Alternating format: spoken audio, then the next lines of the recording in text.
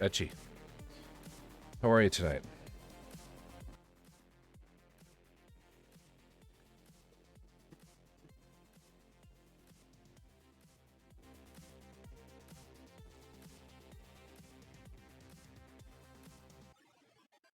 I'm doing pretty good.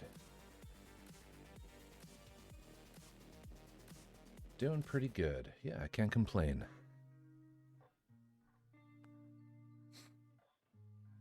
Did you stream it all this week? That's going to be on the way.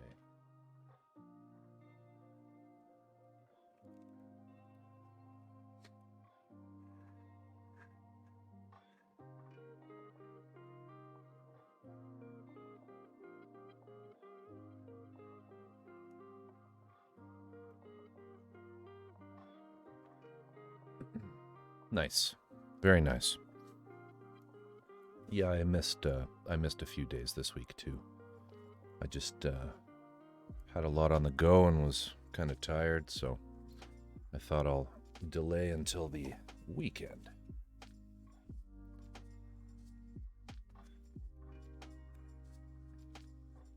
Yeah, I think with me, I may just drop all sort of all pretense of having a proper schedule for this stuff and just go live when I go live. But try to always hit maybe Friday and Saturday. But weekdays, they're going to be open to interpretation. Yeah.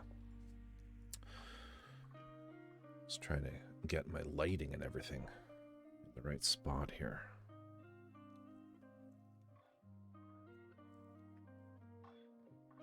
So tonight, I've kind of had I'm exactly the same. I have a lot going on IRL, and you know, as I'm sure you do too, and it's just like, I mean, this is I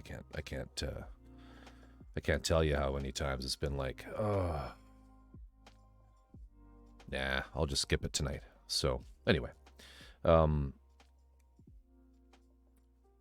tonight I've decided to I'm kind of getting at my wit's end with this particular kit, just in terms of the complexity of painting and the frustrations I've been having with the Alclad lacquers.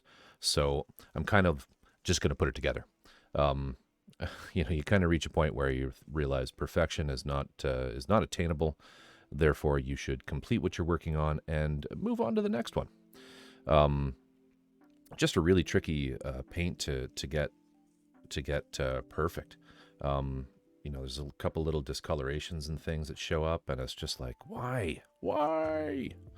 But there are a few pieces that just turn out beautifully, and so this evening, I think what I'm going to start doing is I'm just going to start building. I'm going to start with the feet, and we're going to just work our way up and glue together mask and paint gold inlay where necessary, and just kind of gradually make our way from the base here up the kit. And then, put a pin in this one, hopefully by the end of, probably by the end of next week. And then, move on to the next one, where I have a few options as far as what I'm going to do. Haven't decided yet exactly what. Might do a gunpla. Drift, how are you? I may do a gunpla resin conversion kit.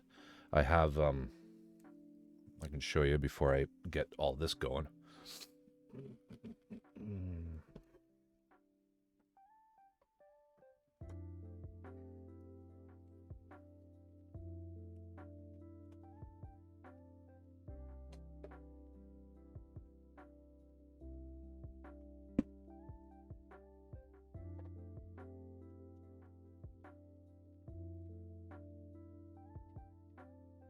Whoops. Careful. Yeah, so I've got a double Zeta Gundam Verka that I'll probably, this is This is one of the options as far as what the next project's going to be.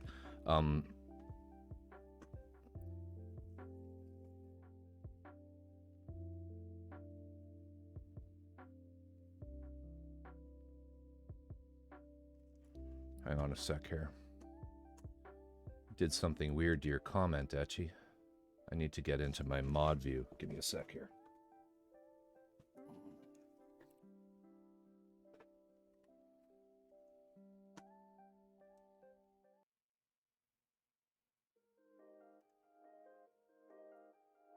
Weird.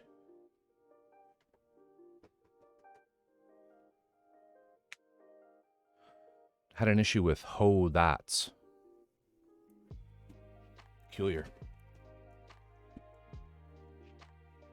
It's a gamble. I mean, it's a roll of the dice. So I have this. So the way that I do resin conversions anyway is I tend to just build the entire original base gunpla first. And then I work on the resin kit. So this is the Double Zeta Gundam MSZ01. And I have for it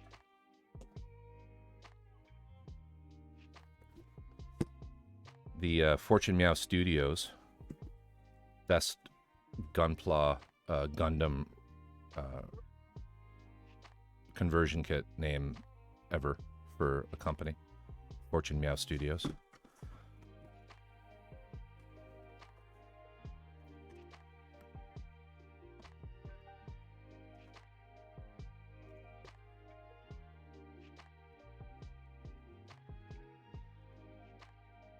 So just in case anyone's not familiar with resin conversions, is basically, yeah, their logo's the best. Basically, they give you buy the base gunpla, and they give you a bunch of better parts for it that just kind of up the game of the actual build. So parts will sometimes be replaced. Sometimes there's just whole other new parts that are added to the base. So it comes with all this stuff. There's quite a bit of it. There's some metal pieces and some higher quality or higher detail, I should say. Of course, the quality is great with Gunpla, but just higher detail parts to replace what's in the base kit and enhance what's in the base kit. So I may do this one,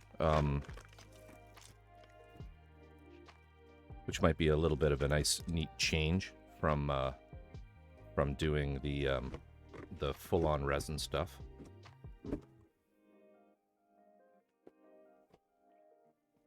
I can find an actual picture here. Just give me a minute of what the I can show you actually where I get them, Drift, if you're interested in places where you might find resin conversions. Yeah, I don't mind even just showing you straight up what websites to go to. But let me see if I can get these ones on up on the screen here, because it's pretty cool seeing this one's nice. They give you a neat kind of like A/B, like the original kit, and here's what it looks like with the enhanced parts. So let's just jump into that.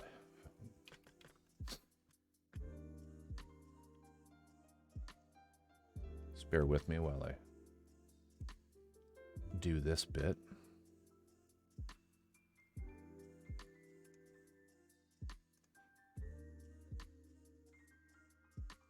Let's go full screen on that. I think everything on this website's censored, so it should be stream safe. All right. Let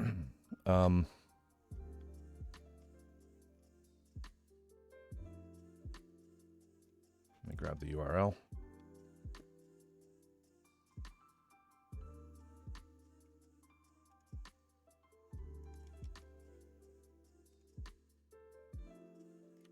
Full screen again. All right.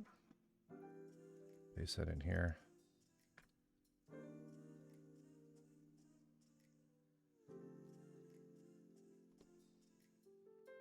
So I usually pick mine up from GKM, which the URL is posted there. GKM are recasters primarily, but they also sell a number of original kits. So if you scroll down the side, you'll see there's this section that says original kits. This is usually where you'll find the better Gunpla resin conversion kits. And there's a few there's a few company names. So it's sorted by company name here on the side.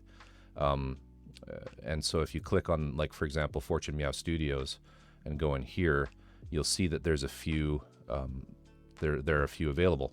Now you have to be a little careful if you're not too familiar with how the recast, or even the actual originals. Like if you went to Muse and Hobby, there's quite a few companies that sell these non-recast original resin kits. But you do have to be a little careful, particularly on GKM, about what it says here in the name. So this says pre-order, in stock, pre-order, or in stock, pre-order, right, and pre-order. So the ones that say pre-order basically means they don't have it, right? And not only do they not have it, but it's unlikely that they'll make it unless, or get it, unless they receive enough interest in it, i.e. enough people purchase it. Now you have to be very careful with the original stuff as opposed to recasts, because they have no control over the stock of these. Only, Fortune Meow Studio does.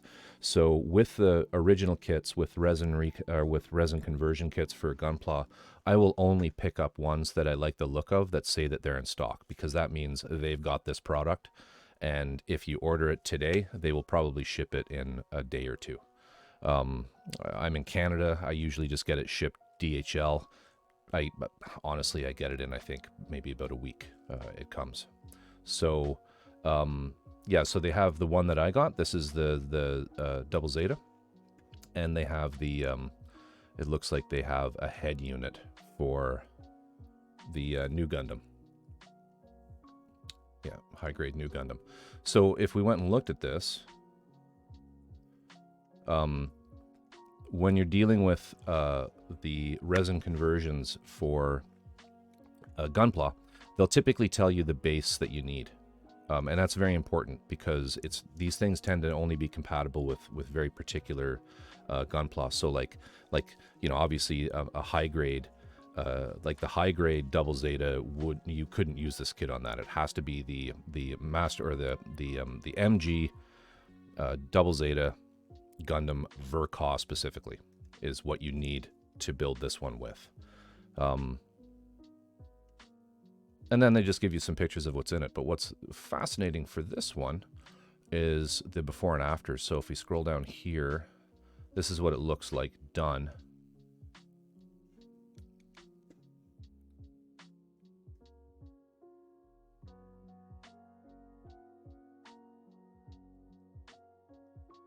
But I believe, yeah, here's some sort of, this is the base, and this is the finished product. Sorry, I shouldn't say the finished product. This is the resin conversion. So base model, resin conversion. So you can kind of see part by part all the extra details that are added. Now there's plenty of people out there who do a lot of line scribing and all sorts of like scribe work and extra additions to their Gunpla. When you get into like the advanced Gunpla stuff, I mean, I've done that, but honestly, there's only so much time I like to work on a particular project. So I like the resin kits because it gives you like all that extra detail, bam, right away. Yeah, you get all this, all that versus that, right?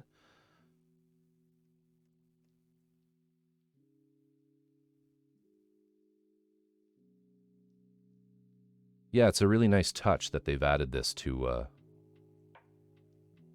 these particular kits on this website, like the before after, basically waste unit. So you kind of get an idea as to what you're in store for. So yeah.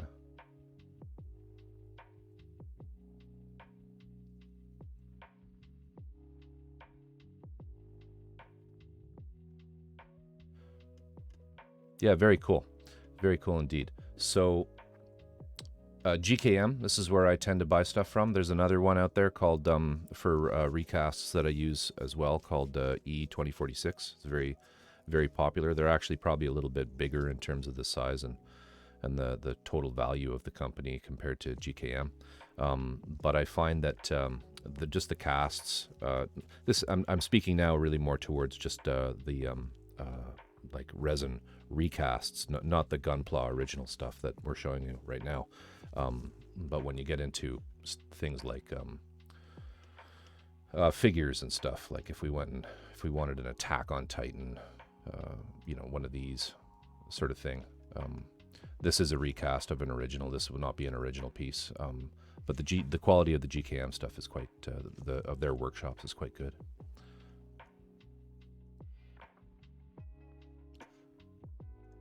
But they also just happen to sell the resin conversion kits.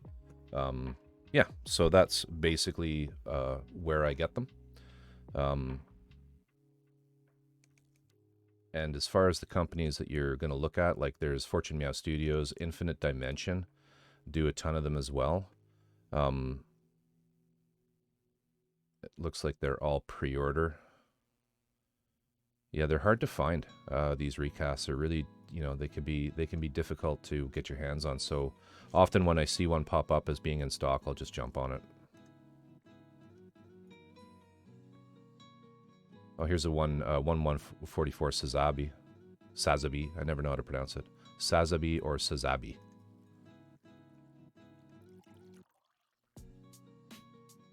So all of the taupe colored parts would be the resin conversion, whereas the red is likely the original Gunpla. Sazabi is one of my favorites. I have a big 1/100th Verka resin conversion coming in as well for the Sazabi. I'll be doing that later in the year, though, not anytime soon. Anyway, let's get on with things.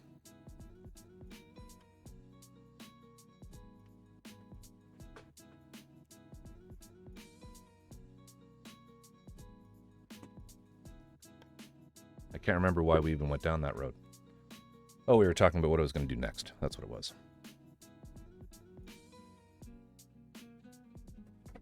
What I really need to do is finish the Waldo. What am I talking about doing another robot? I need to finish that. So let's just dig through here and find some feet.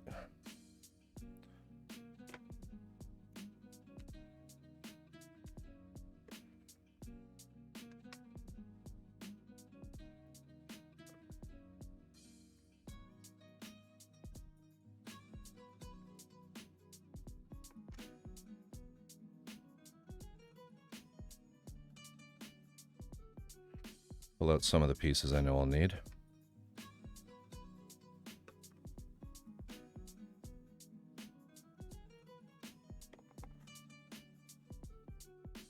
There's one where I've done a little bit of the gold on the inside of these armor plates. I need to mask these though.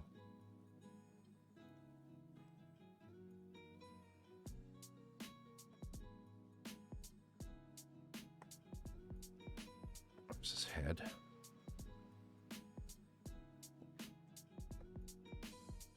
Of course, the feet are right at the bottom, always. Okay, there's one.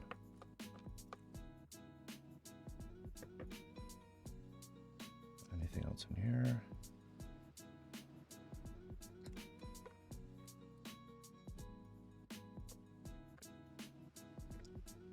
There's the other.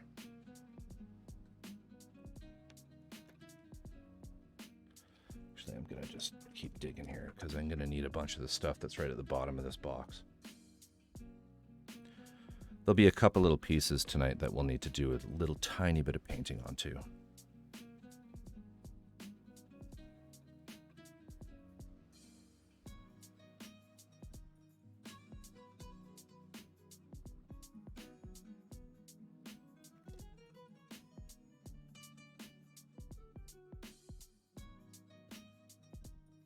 Okay, so I need you.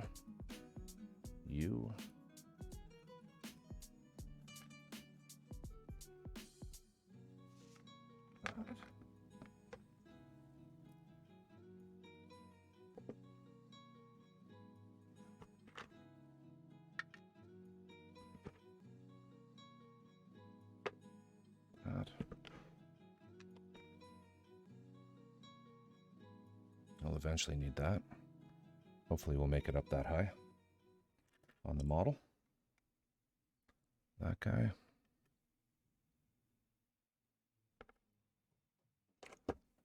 That guy.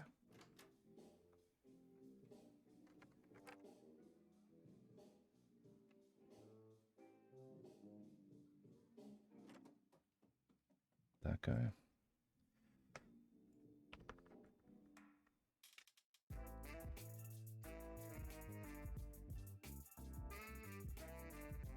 Okay, I think that's it from here. Let's hope. Some of this stuff back.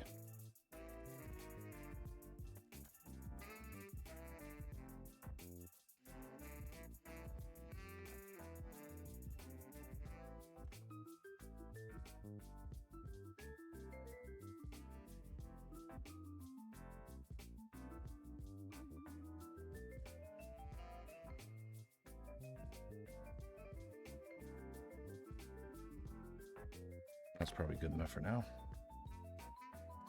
Well, let's clean up a little more than that. Okay, I'll need that.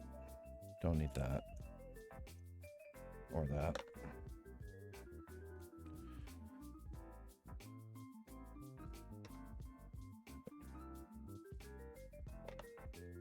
Need to watch more Gundam.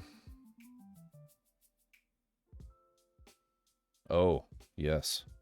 Now, I will say Iron-Blooded Orphans was quite good. I enjoyed that one a lot.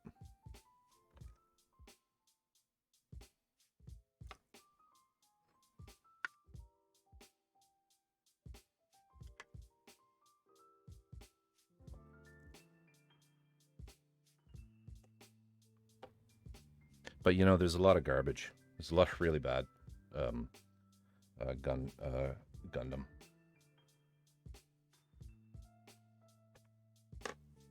So find a guide. Start with the best ones.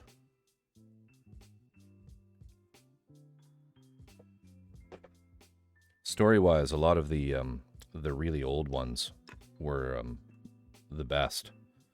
But then you have to kind of put up with, you know, that older 1980s, early 90s animation style. Which, you know, I mean, once you've seen sort of modern fight sequences, it's hard to, you know, it's hard to deal with some of that stuff. Some of it's kind of fun, though. I watched the original Battleship Yamamoto. Like the 1972 one. It came out before I was born. And that was a trip. Just some of the really old-fashioned space type stuff was fun.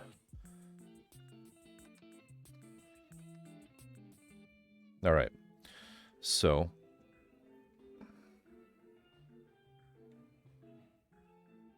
yeah, Robotech. Love Robotech.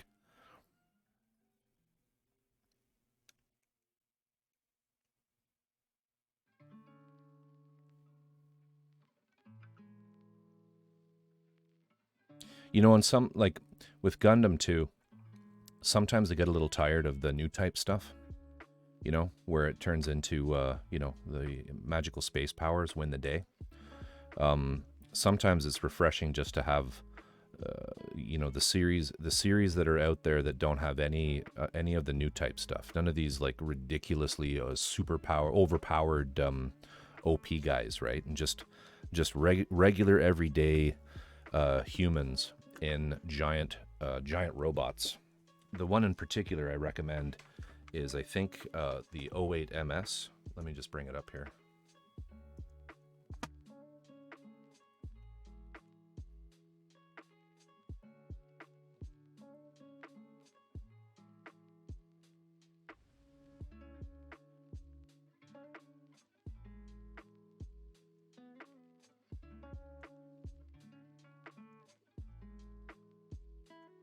Yeah, it's this series here.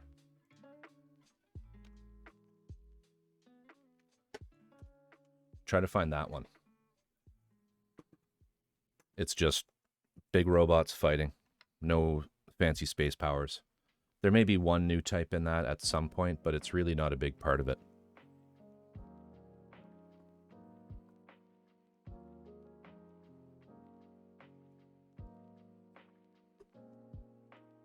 Nice. Perfect. Highly recommend that one.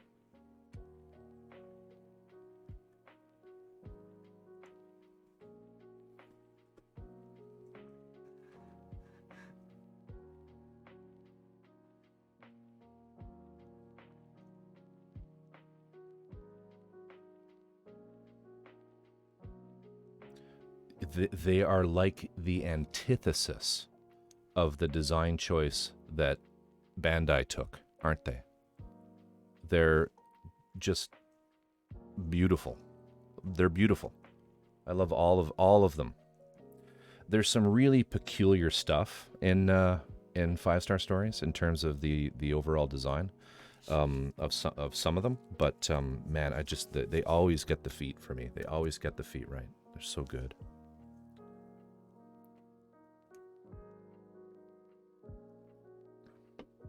I just wish it was more accessible, the 5-star story stuff. That's upside down.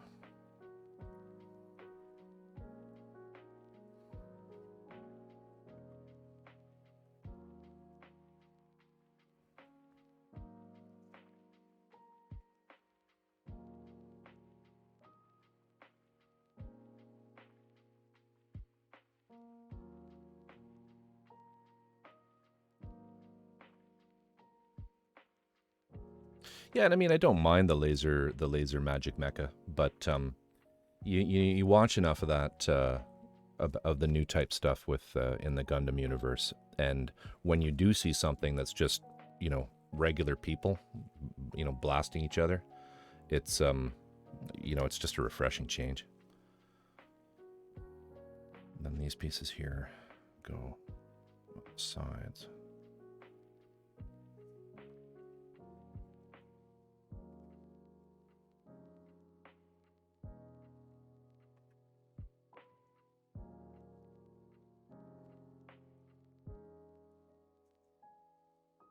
Iron-Blooded Orphans was like that, wasn't it? It was just a bunch of kids.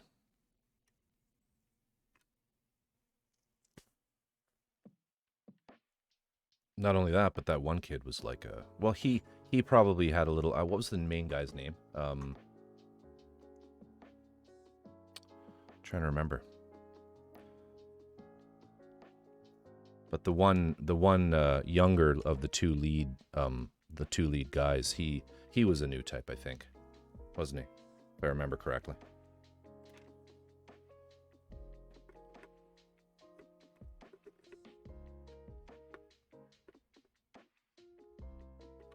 Mika, yeah, that's the one. I mean, I don't know if they outright said it, but he was probably a new type. Is that the right side?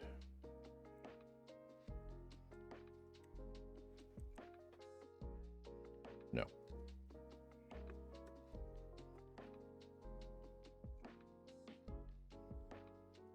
Yeah, I'm terrible about it too. I'm terrible with everything. Names of the shows, what I've seen, what I haven't.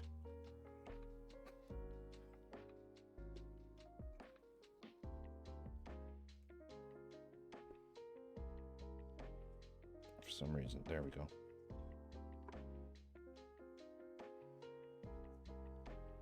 Just get the pieces we need here.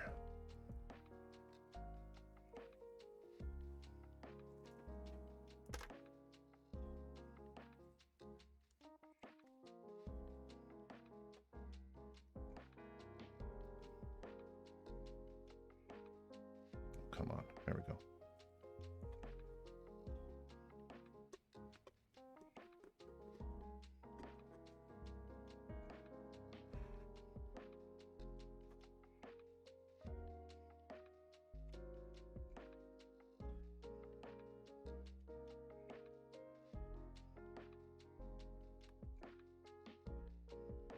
Oh, I'm so bad at it. I'll watch something, and then 2 years later, I'll find it again, and I'll download it all, and spend a lot of time you know, getting, you know, finding the appropriate torrents or whatever and download it, start watching it, and 1.5 episodes in, I'll think, shit, I've seen this. I watched this a year ago. Anyway.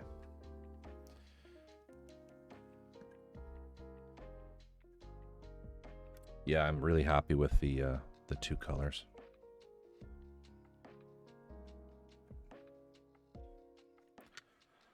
So we need that, and then these guys are going to go on here.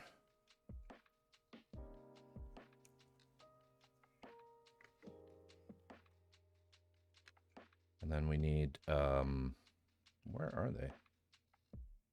These little pieces.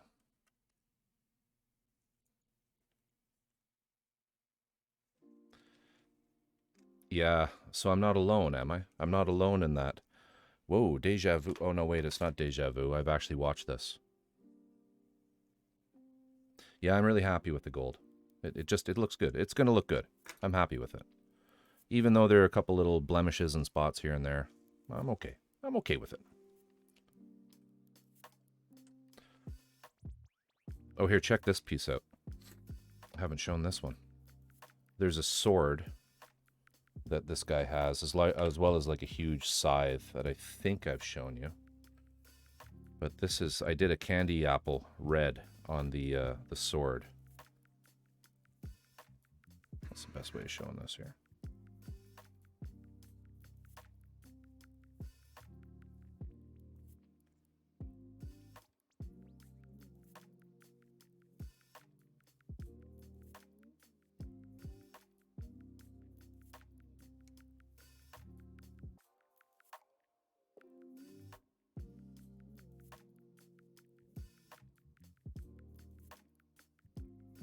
Yeah, I'm really happy with that. It looks good. I haven't done the hilt yet. I'm not sure what color I'll do the hilt. In some of the reference pieces, it's white, but that seems weird. Yeah. Yes, I did use the Alclad candies. I have used the Alclad candies in the past. They're actually not that difficult to do. There's a really, really shiny base coat you use. Base coat, it's a shiny silver, sorry. Like, almost like polished aluminum.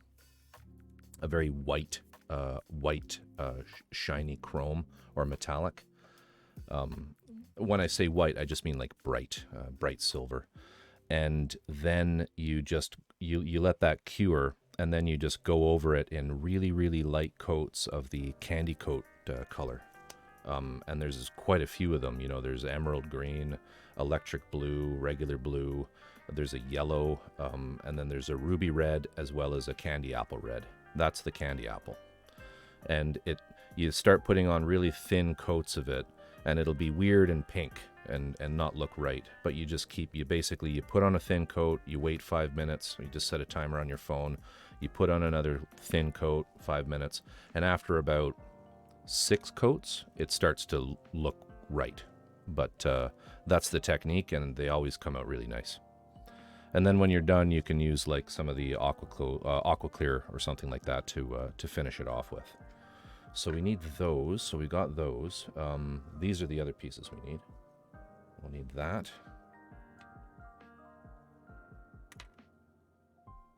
And, oh, these.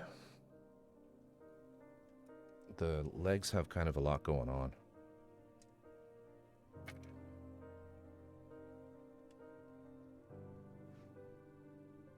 That. The next metallics I might try are the AK Interactive Extreme. Extreme. This one.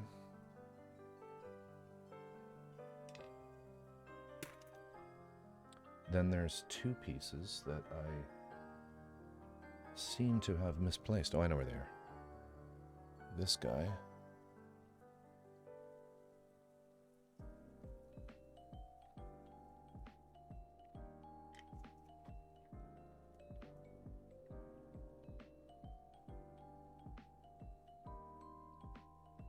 This one.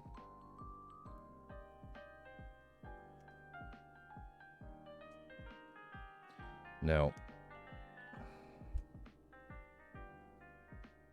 all of those little tabs in there really should be painted gold.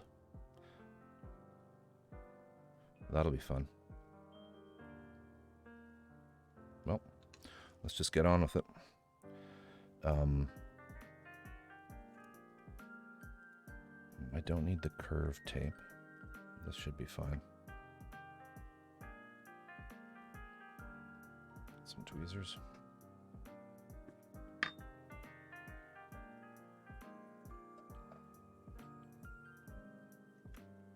If you don't like masking stuff, don't get into resin kits.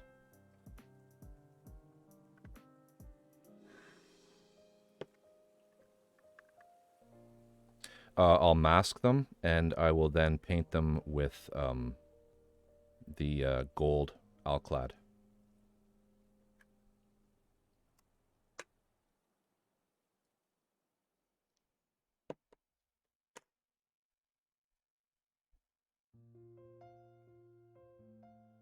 We might just do one on stream.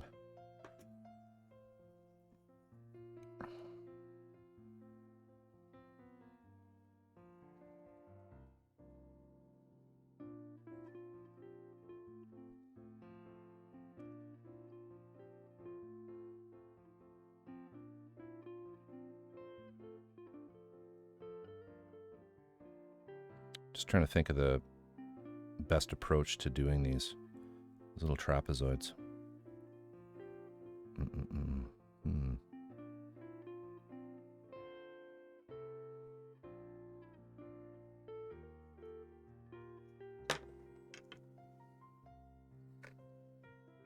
These pieces, believe it or not, might be the most annoying parts on this to mask, just because of how close the little squares are to each other.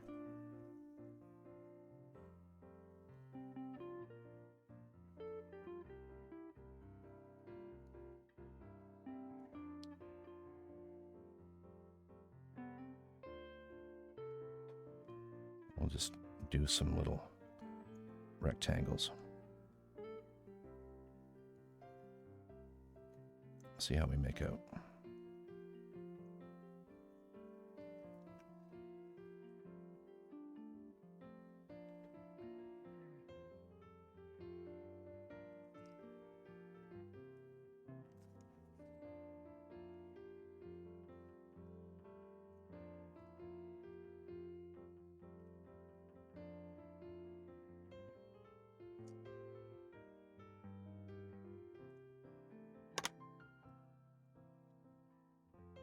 Dust sticks to everything.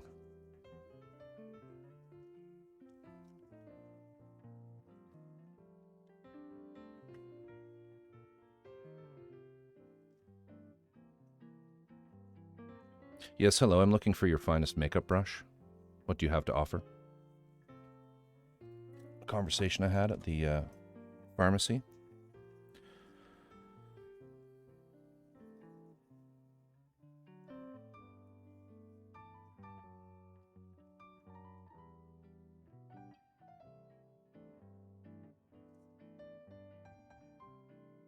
What we'll do is we'll do every other one, and then we'll go back. Because the gold dries really quickly.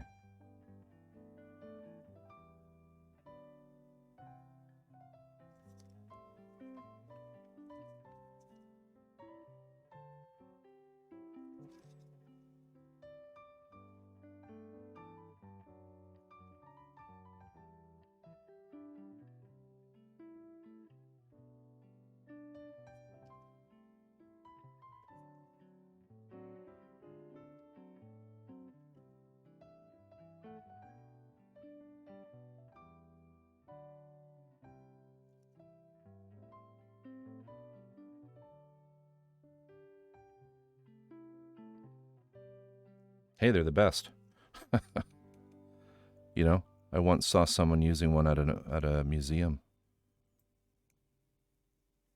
Well, using a brush at a museum, and I thought, well, that's just a makeup brush.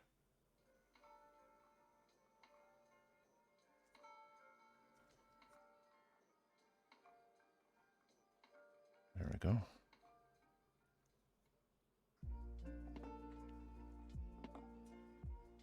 the sides.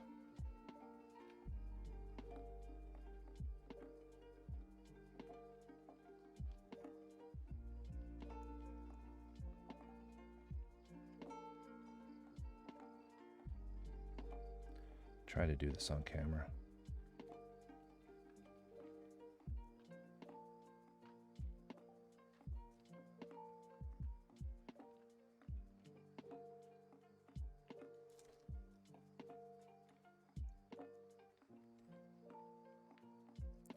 I would absolutely hand paint these if I was using a different kind of gold, but you just can't hand paint the alclads, being the way that they're thinned for airbrush, and them being lacquers. They just really don't work well for hand painting.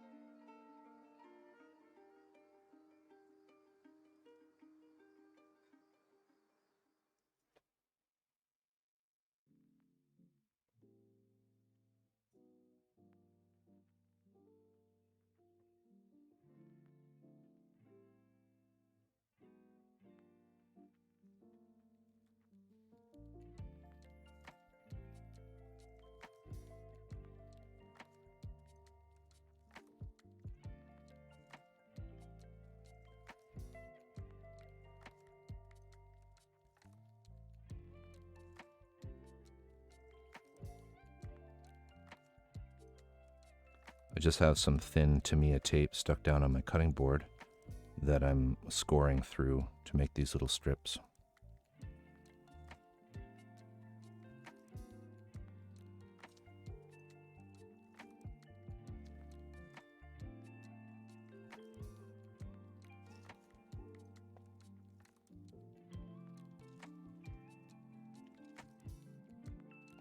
Not quite happy with that one there. Put another one on.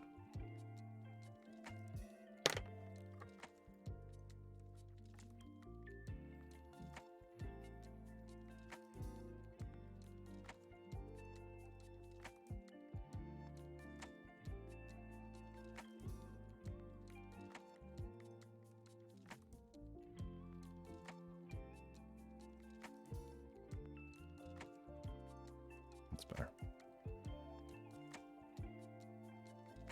Okay, so let's quickly do the other side.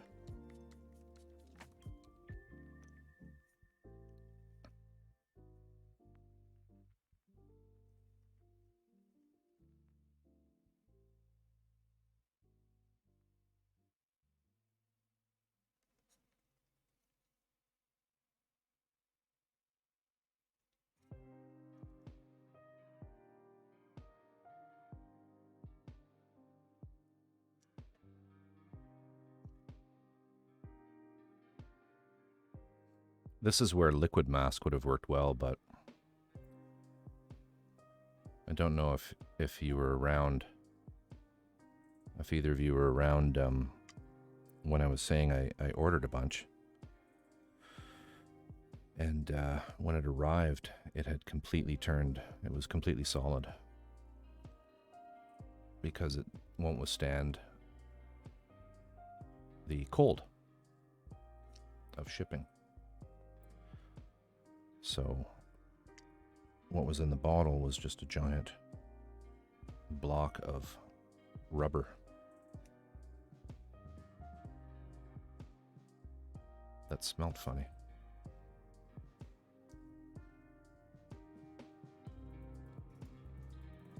It was so weird too, because I complained. Well, I didn't complain, but I mentioned it to the guy who runs the hobby shop, and he said, "Oh yeah, that probably just won't handle the weather.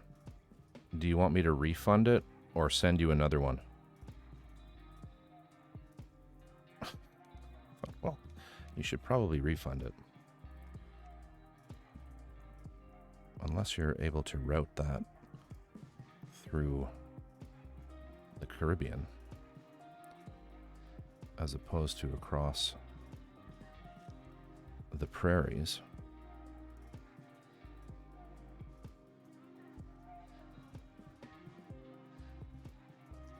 Yeah, that was weird.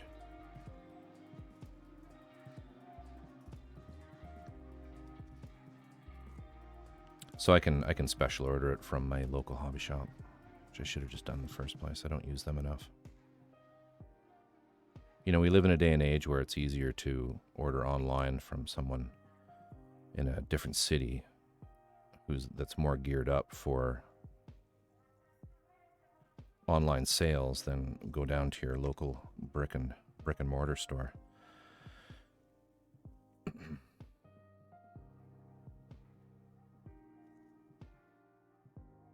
I try to use them whenever I can, though. The local shop. They can be a bit problematic, though. You know, you ask for something that they don't have in stock, and they're not, or something that, you know, you suggest a new product to them, and they'll get you the info, but they won't say, well, yeah, sure, we'll try that, and get a few in. You know, they'll say, well, look, I need to buy a dozen of them from the distributor. So if you can buy 6, then like if you'll say you'll take 6 of them, I'll carry 6 as well, and see how it does. I'm just kind of like, well, you know, I don't need 6 bottles of, you know, Mr. Color Lachivious peach. So never mind.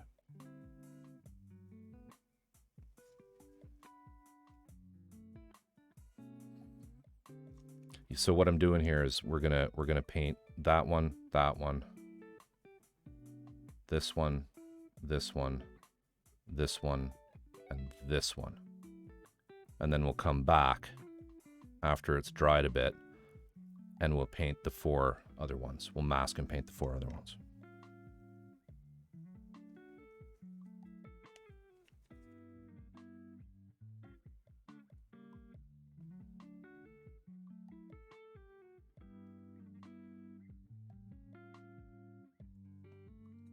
And I'll just do the one of these panels on stream tonight, because like I said, this is probably, of all the parts on this thing, these leg back calf armor is what it is. They're the most tedious because of how close these things are to each other. I need one more piece of tape.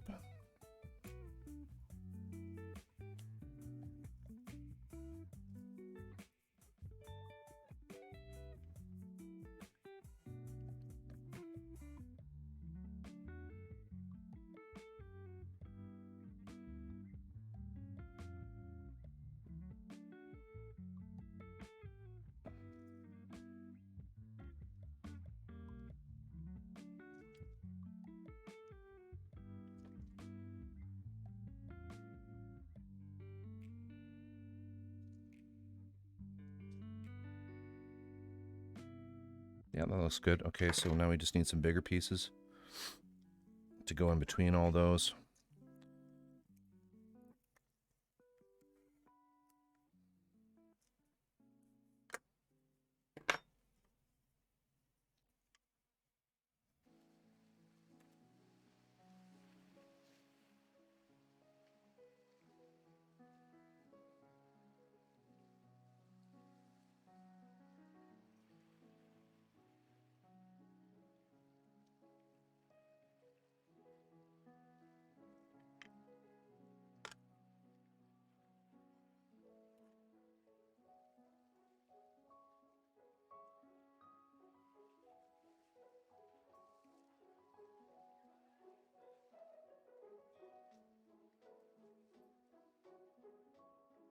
Yeah.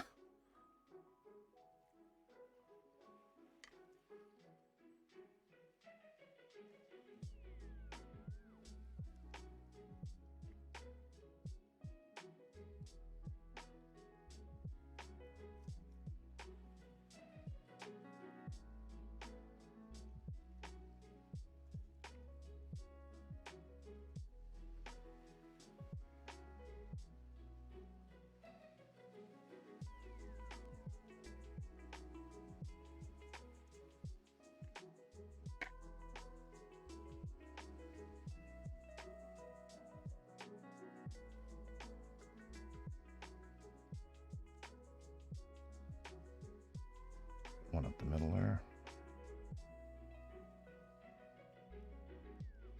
No, that's too wide.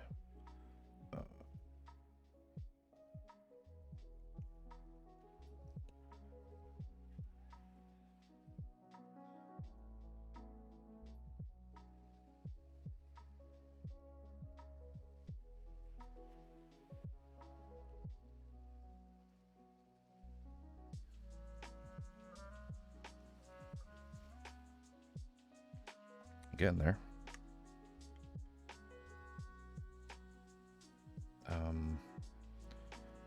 So we just need a piece.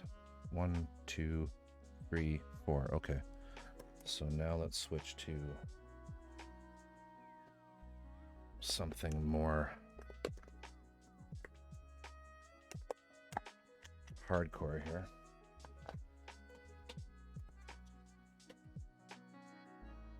This is just frog tape. For this little masking tape, I'm using the Tamiya. I think it's 5mm, 6mm. It's the narrowest I have. And this is just frog tape that you get at a hardware store.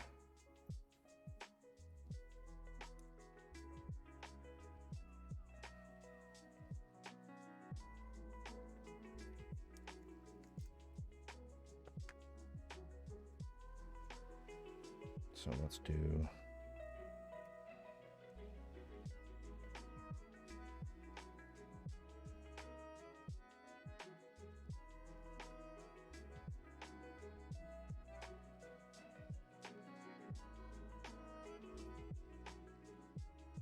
just like that.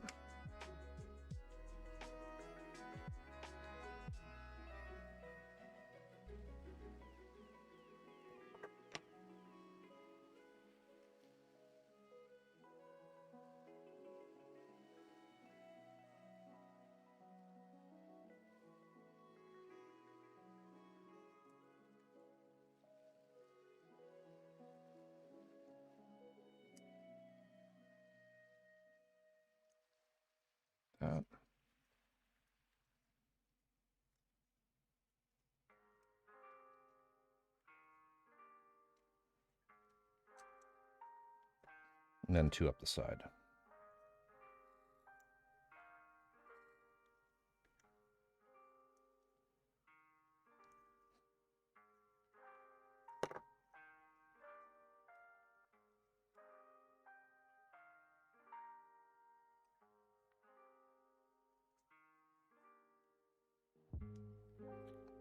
Had the day off work today, and I spent pretty much the entire afternoon playing that game, Little Nightmares. What a fun game. What a great, beautiful art concept game.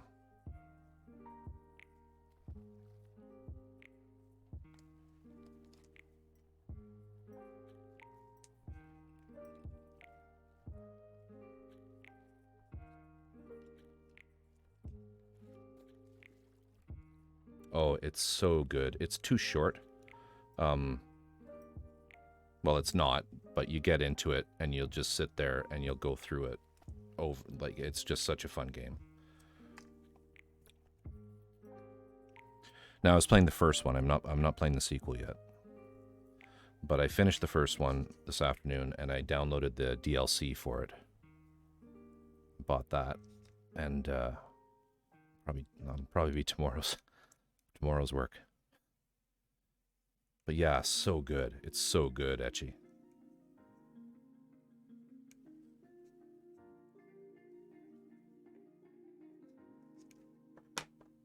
Okay. Whoop, sorry. So, that's looking good. Let me just get the spray booth set up here.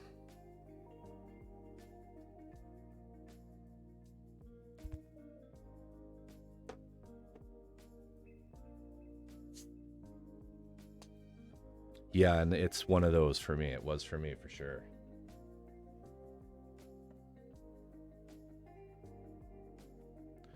You know, and I've had it in my Steam library for ages. I don't know if you do, but I subscribe to that Humble Bundle. You know, where you get, you pay like $16 or something, and you get 12 credits for, mostly indie games every month. And I've done it for, well, I think I've subscribed to that for 4 or 5 years.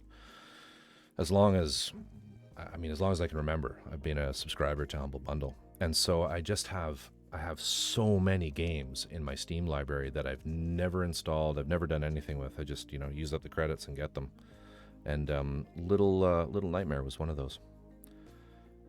And I was watching somebody playing the new one on stream, and I thought, you know what, I've got that. I need to finish that, and I'm so glad that I did. All right, so let's see here if. Let me just get my gold paint. Where the hell is it? It's over there.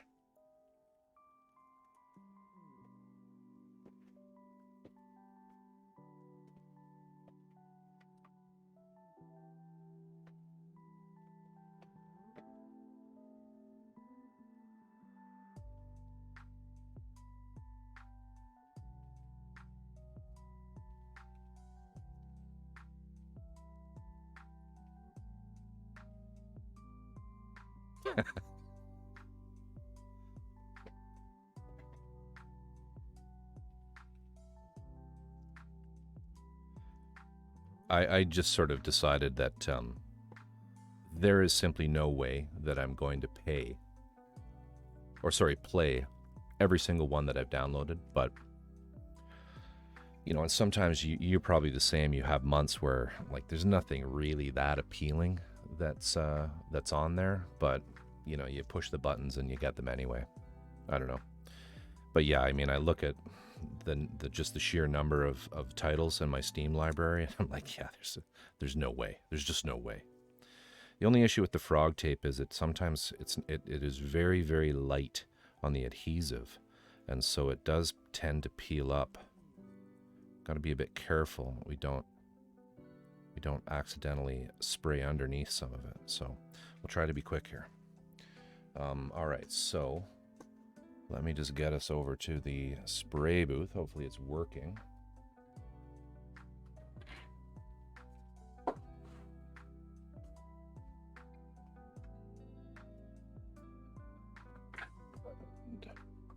So, need a clip.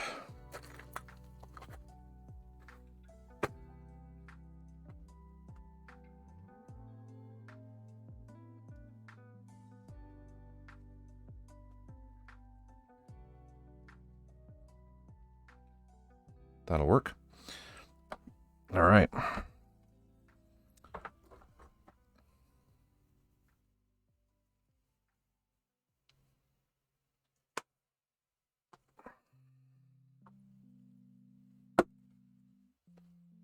Shouldn't be over here in this scene for too long, so I know the audio is not quite as good. A little bit of paint.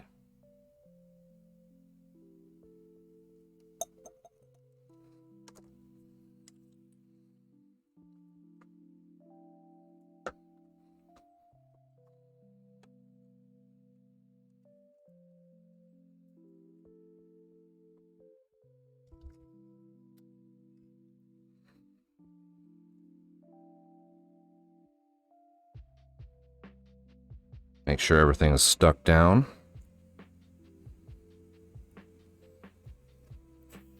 Blow off any dust.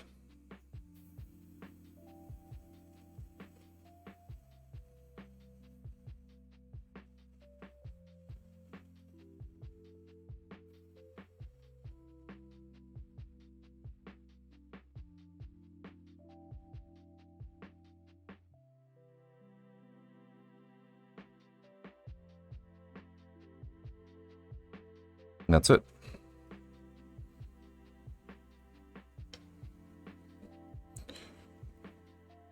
Just put the rest of this gold back in.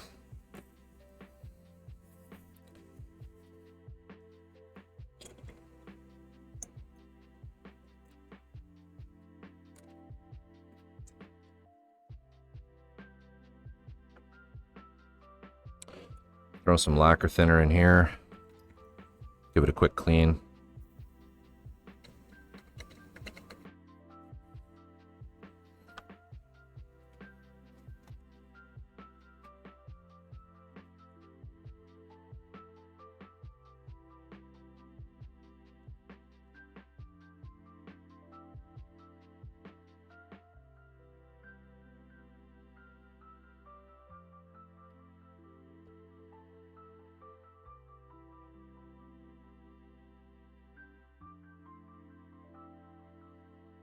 With the metallic paints, I like to sort of soak them out with a paper towel as much as I can.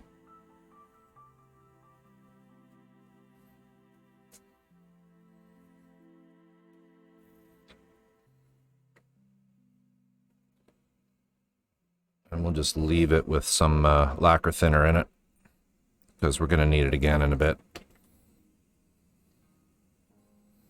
Okay.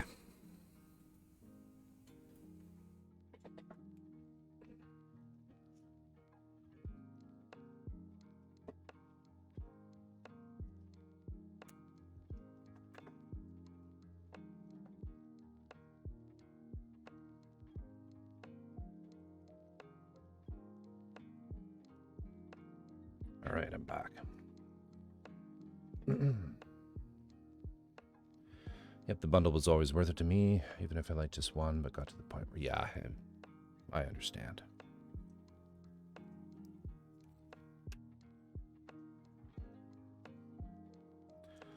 All right, so we're just going to carefully peel this off.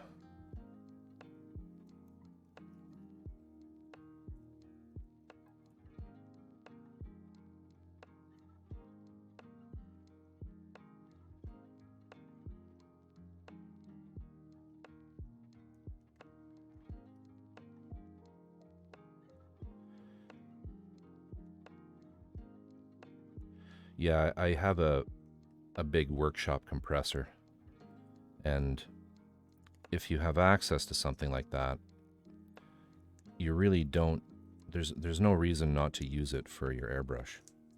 You just have to be very careful with respect to moisture.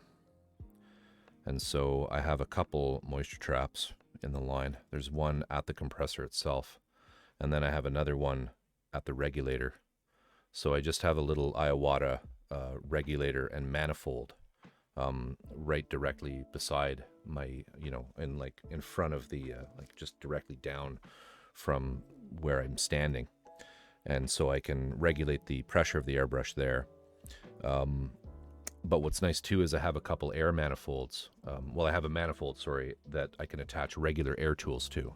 So I can't reach it right now, but I do have a blowgun for, just canned air, which can come in handy when I'm sanding.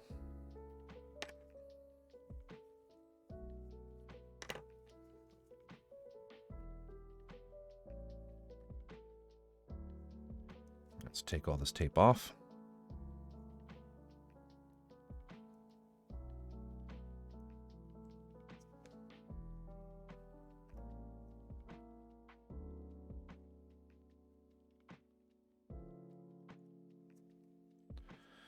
I had an epiphany with it, because I had I originally had a pretty expensive Iwata Pro Series compressor, and I had a shop compressor as well for, woodworking and other things that I do. And I kind of just realized one day, like, why do I have this thing running at my feet when I have that great big tank outside? It's not outside, it's in the back of my garage. But I was able to sell the Iwata and get everything I need for to do the run into the house with the airline, and it just kind of made sense.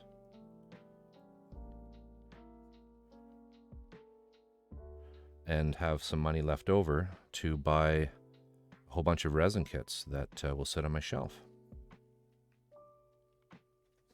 I was going to ask you, with the ball jointed doll that you've been working on, do you do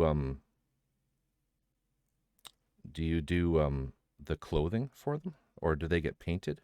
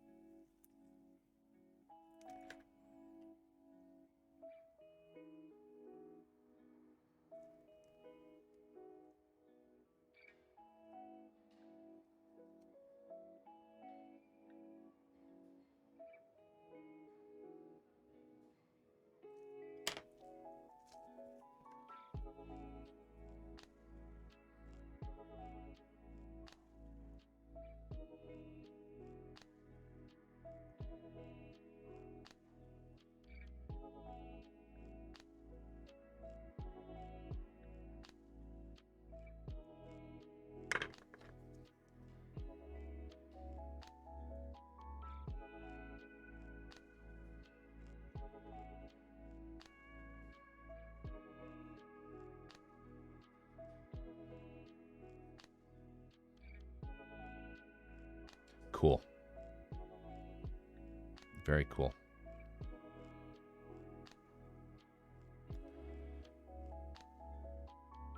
A friend of mine who runs a website called Industria Mechanica. His name is Michael Fitchenmeyer. I don't know how to pronounce his last name. Fitchenmeyer. He goes by Fitchenfu. But he does a lot of steampunk and diesel punk resin kit type stuff. But one of his other pastimes that he never really brought to the actual store, he only sold them through his Facebook. But he like scratch built resin ball jointed dolls.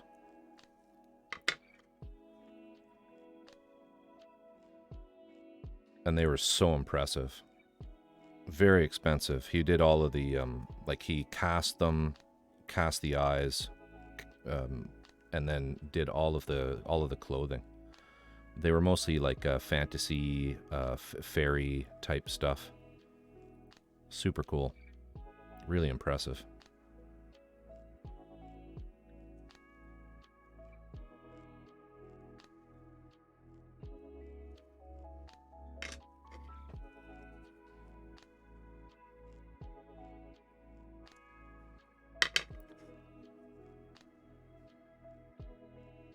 I think it was a pastime that he enjoyed for himself, but he could never really find couldn't really find the market for them. Because the final pieces, I think he wanted sort of around $1,000 each.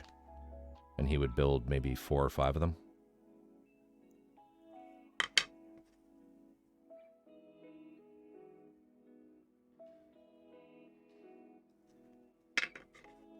It's a lot of money. You need to be a real fan to lay down that kind of cash.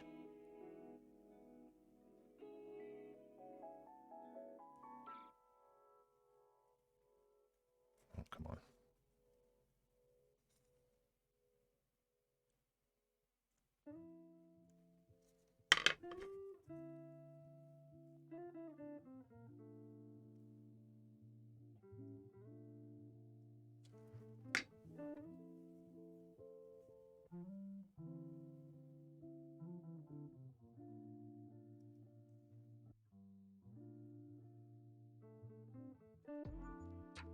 Okay, interesting. Well, I wonder why he had trouble selling them then. Maybe he wasn't promoting himself in the right spaces. He's kind of more known for the Industria Mechanica stuff rather than that, so could be he just didn't roll in the right circles.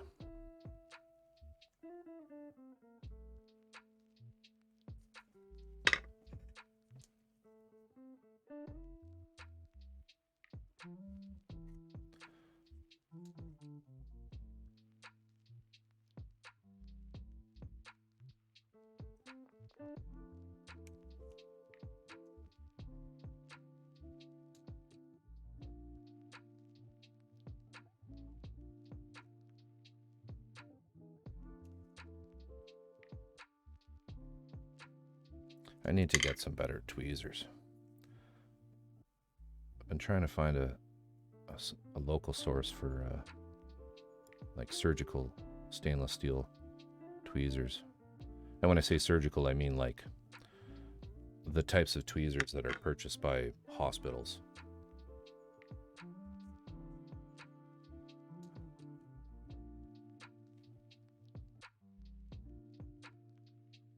Drift. Bear with me for 1 minute and I'll blow your mind, okay? And I'm really tooting my own horn when I say that. I apologize. That was lame of me. Bear with me for a minute and I'll show you a completed, well, an almost completed rook diorama. And in answer to your question, yes, I've built a lot of the Industria Mechanica, and I started this venture, this whole streaming thing, thinking not enough people are doing these weird esoteric kits like 5-star stories and Industria Mechanica type stuff on stream. So I'm going to let me make some space and we'll go on a little show and tell, and I'll show you a rook. I'll show you what you can do with the rook kit.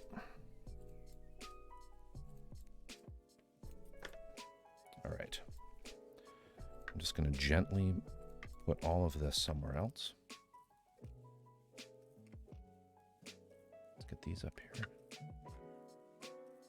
I need space for it. She's a big one.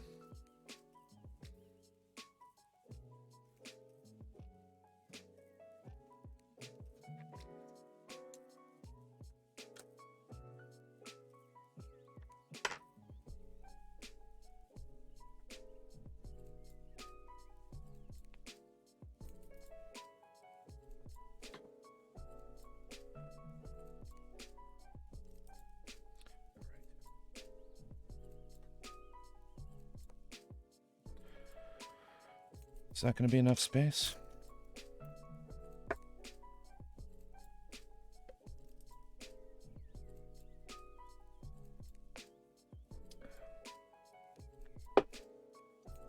Okay. Just give me 2 minutes.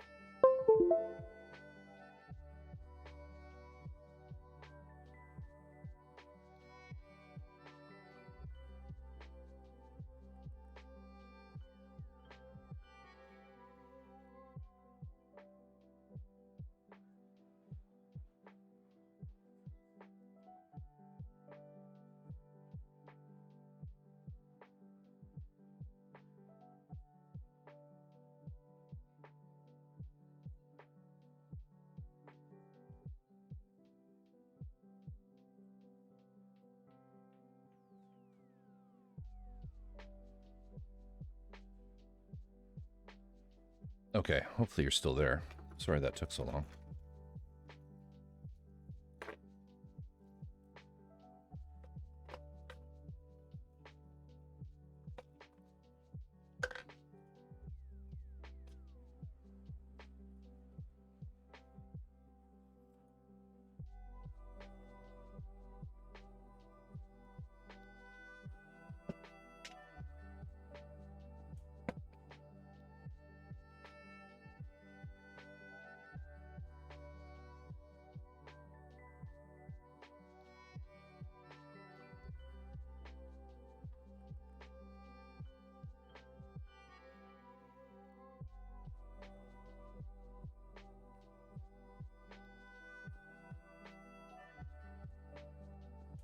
Okay. So let me just reposition some lighting here.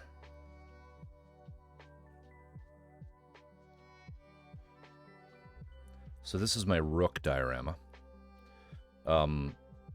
Really fun build. The mold that Michael uses does have some issues. I would say that on a scale of difficulty with resin kits, as far as resin kits go, this one's maybe a solid 6-7 in terms of how hard it is. There's some major putty and sanding work necessary on sort of the engine exhaust ports. They're really rough. Sorry you can't see me. There. Yeah, there's some definite issues with the cast on this one big chunk of resin that comprises all of the top body. There's also a significant amount of wire metalwork that needs to be done. So all of the let me just see if I can't get the camera in close to it itself here. Yeah, that's not bad, eh? Yeah, so like all of these pieces, the little handles that you see, that's all brass wire.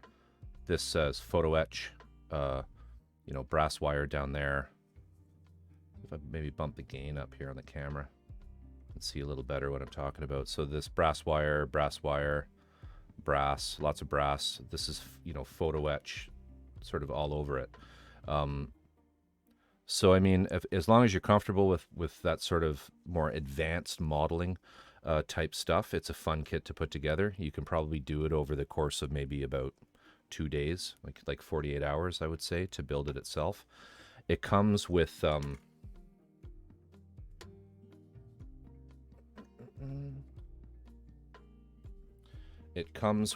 the ability to have it with the cockpit open, so all of this section here can be up, and it has the two cockpit type seats in it, and it comes with two small 1/35th scale drivers, pilots for it.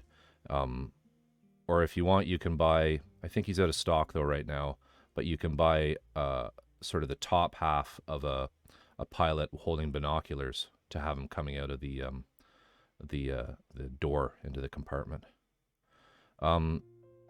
So I did mine with in a diorama, a desert scene on a roadway. The sign billboard is completely scratch built out of balsa wood, and I did the actual artwork myself. Well, I didn't really do the artwork myself, but I photoshopped that together. That is an actual piece of 1950s pinup art that I used. I'm a big fan of the band Tool, hence the lyrics. I just thought it would be a kind of a neat housing development, Arizona Bay. Sort of in a bit of a Fallout style. All of the lighting I use, when I do lighting effects for models, I do them with an Arduino, a tiny Arduino microcontroller. These ones.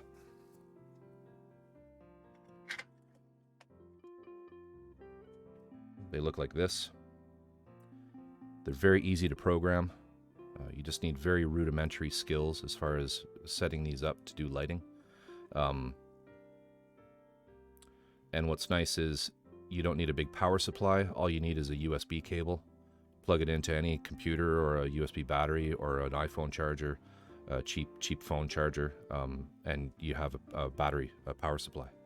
So I'm actually, to power this right now, I just unplugged the ice, blue snowball ice that I use at the spray booth. So I have one light in the front, you can see there. Turn this guy off.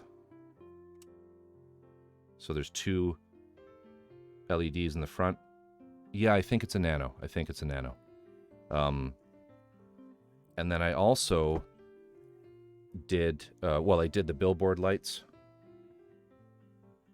And what's cool about the Arduinos too is you can get some effects going. So you'll see this one over here will flicker in a minute.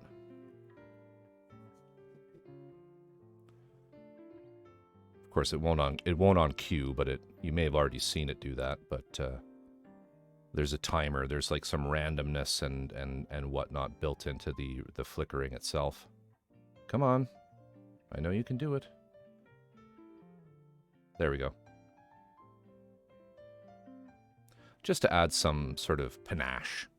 And then the other thing I did, and this is where it gets tricky, this is again more advanced modeling, is the engine outputs themselves have red LEDs built into them. And that actually was quite difficult to do. You can't do that with the stock model because, and I'll show you when I turn the light on here. Mind your eyes.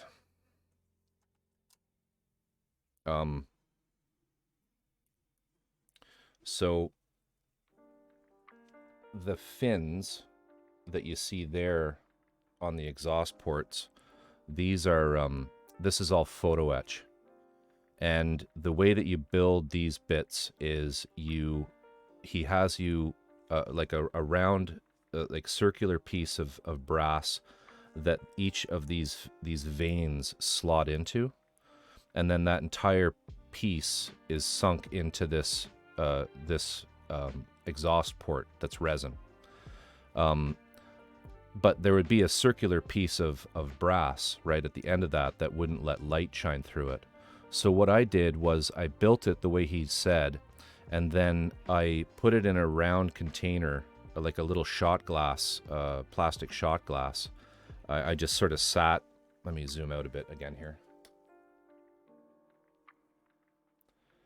I sat that in a container, and then I poured clear resin into it, and I let that set. And now I just poured a little bit, like maybe 2 millimeters, 3 millimeters of clear resin at the base of these fins. I know this is, I'm explaining this to you. I know you're probably not really understanding it, but I'm going to explain it anyway because that's how I am.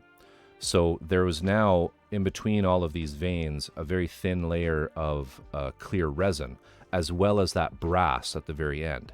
Then what I did is, once it was all completely cured, I took my rotary tool and I ground away the brass that was originally holding those brass veins. And so now I had these engine vanes encased in clear resin at the end, the part inside that you don't see, and that lets the light shine through. So the only last thing I have left to do with this is I did also buy the he offers a set of like military troopers. What are they called? The Porpoise Squad is what's on the on his site when you look at it. So I have them for it. I'm sort of in the process of painting them. I'm not a mini painter, so they look like Garbo, but whatever. And then the pilot character, he's sort of made so that his hands are down, like he's sort of holding, 2 controls on the sides of his hips like this. I cut his hands off and turned them like this. And I have him holding a map of like this region of Arizona, because California's gone in this timeline. And I'm going to have him sitting right here underneath this light, reading a map as though they're lost. So that's kind of the story that this one tells. But yeah, that's basically my Rook diorama. Really fun kit. It was all done in Tamiya, or it was completely airbrushed in Tamiya paints. Not a whole lot of hand painting on this. As far as the weathering is concerned, a little bit of airbrush, a little bit of hairspray chipping to get sort of the basic details. And then I did the colorations that you see here, like the wear patterns going down the ladders. That's all done with oil paints, oil paint weathering, where you leach most of the... No, I don't really have any competitions around here that I could enter. But I don't know. You know, I don't know if you're in the stream, but it's kind of right when I started, when Etchy was here, but it's like, even if there were competitions, my real life is way too busy. So I just sit down and do this just for fun. The other thing I want to do, but I'm kind of hesitant about it, is I went and got a little torch, and I think I'm gonna like burn right here where that exhaust is hitting the screen. I'm gonna just torch it so it looks like it's sort of melting the or burning the billboard a little bit there. But I don't know, that might be crazy. Anyway, you asked about a Rook. I happen to have one. I happen to make one. I did this Christmas of this year. It has a lot of nice little features, like these are missile bays that open as well. These are loose as well. Is that one? No, that one isn't. That one I broke. But these are just sort of... The armor just kind of sits on top of the leg structures. It's a fun one. It's a really neat model to put together. I really like... I like Industrial Mechanica just for this kind of thing. Like, there's nothing else like this out there, right? Michael Herm, I think, is the original designer. If you're interested in this style, just so you're aware, look up Tecco Toys, Tecco Toys. And he had a few failed Kickstarters where he was trying to release diecast, I think, and he didn't get funding. So what he did is he spun the entire company into one that sells 3D printable STLs of designs similar to the Rook, where they're configurable. You can get different, much like the one that's on Industrial Mechanica. What's it called? Is it the Bishop? No. The other one that's the big robot where you can pick what gun attachments and things it has. It's a lot like Battletech. Oh, I can't remember it, but most of the other ones look like that. Anyway. So yeah, let me just pack this up. Never done lighting before. So with lighting, the trick is the night. Yeah, that's the one. So if you look up Tecco Toys, you'll see a lot of stuff that's very similar to the night. And they're quite inexpensive STLs that you can purchase. You know, they say they're inexpensive, but all you're really doing is buying a digital model. But if you have the ability to 3D print, then it's quite handy. I have just an anycubic photon. Well, I have a few 3D printers, but the one that I use the most is an anycubic photon. And in fact, the little lampshades here, those were just quickly done up in Autodesk Fusion 360 and printed. So what you want to do if you do get into lighting with dioramas and you're working down sort of around the 1/35th scale, I recommend you look into Evan Designs.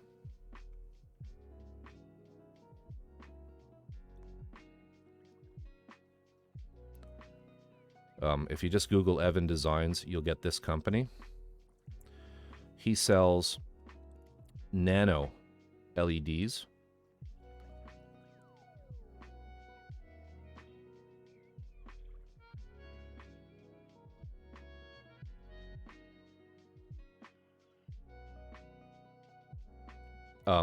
Sorry, I'm not sure what you missed.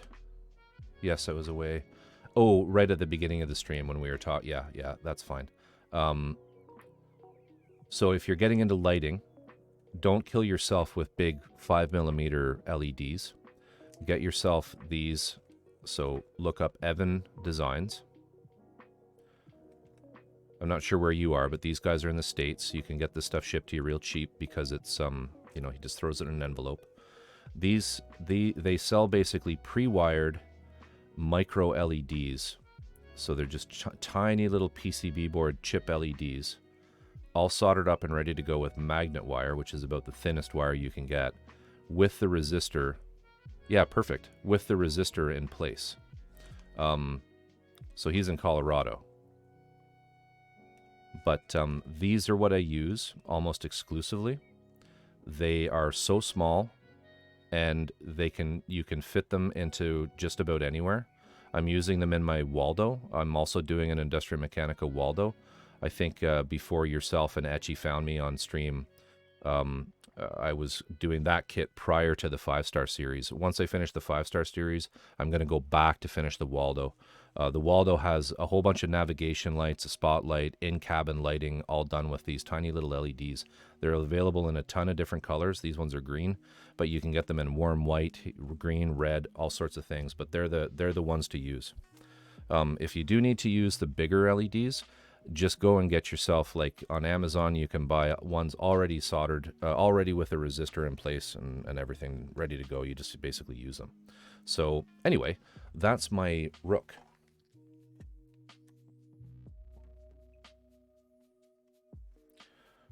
I'm going to put it away now. I'll be right back, okay? This won't take as long. Before I had to find a USB cable.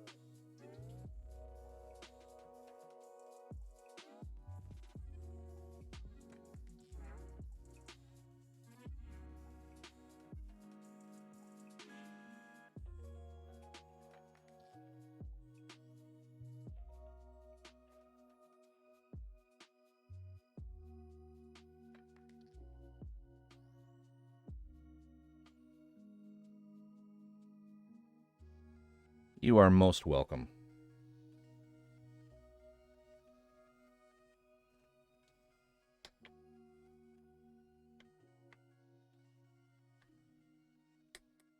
Anytime anyone expresses interest in Industrial Mechanica stuff, I like to really promote him because, COVID has been hard on his business.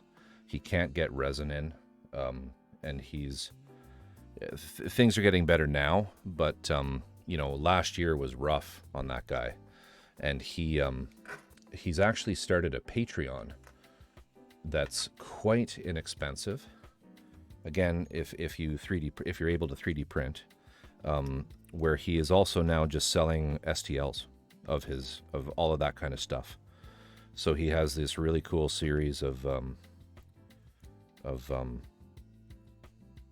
what is it? Like steampunk submarines. One of them is a fish. One of them is he's got two fish submarines. One of them sort of has a longer nose than the other.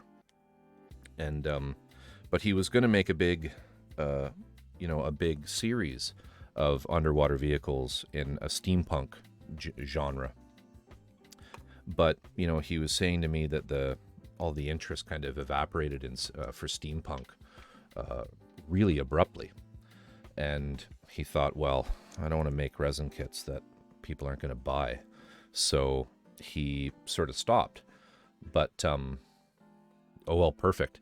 So let me find it, because honestly, he's pretty new to Patreon, and right now, he's been doing it for maybe about 4 months, and if you subscribe to his Patreon before the end of this month, you'll get access to everything he's released on it, which is like a lot of projects. He's done an entire squid shape submarine that was going to be part of that lineup, that he never got around to doing in a proper resin kit. But if you want to print it, you can. It's all there. He's also got a ball joint doll, BJD large, like robot, like the ones that you see on Industria Mechanica. And he's got all this really neat, what's it called? Let me just find it.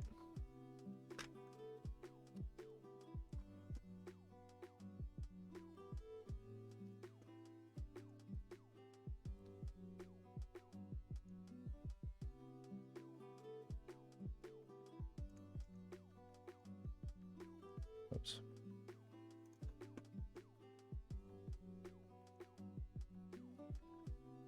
This is the Patreon. So he's had to resort to this with just how bad his business did last year. You know, he kind of really, I think he lives paycheck to paycheck, to be honest with you. But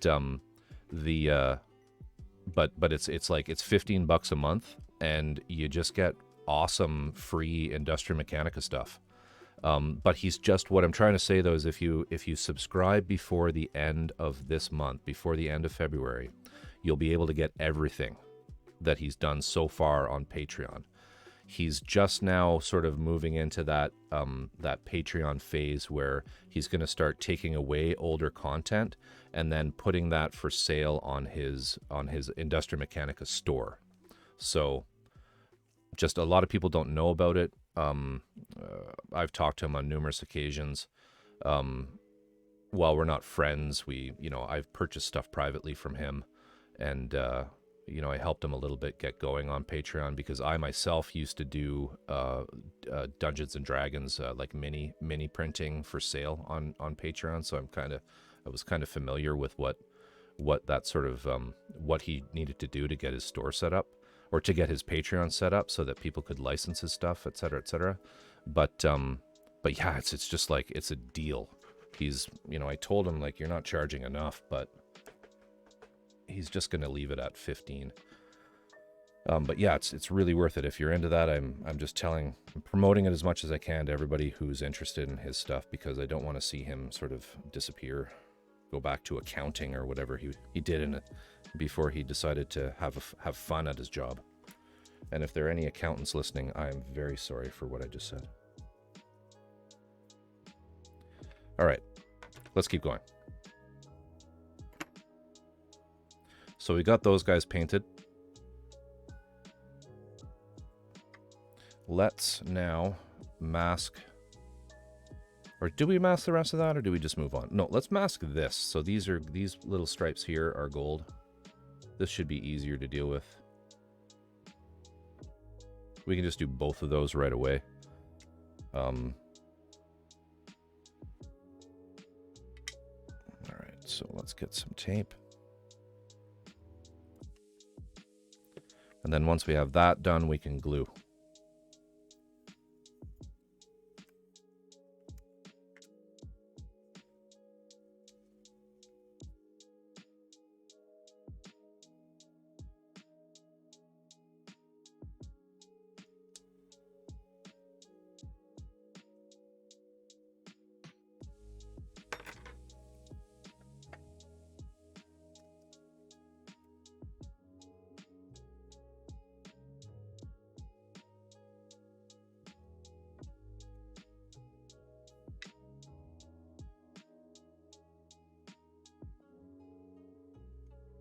World War I aviation, like models, like scale models of World War I.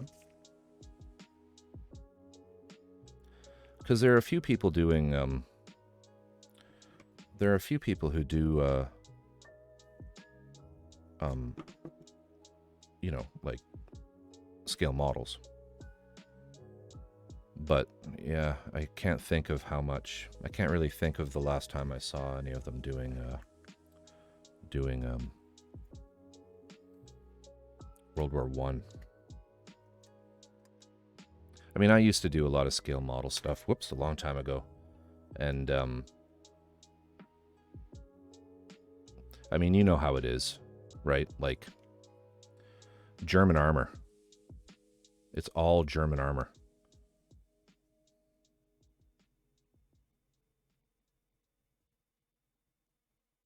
Why, I don't know, but that is like 90% of that business. Collect Wings of Glory planes, so expanding it. Yeah, yeah, cool.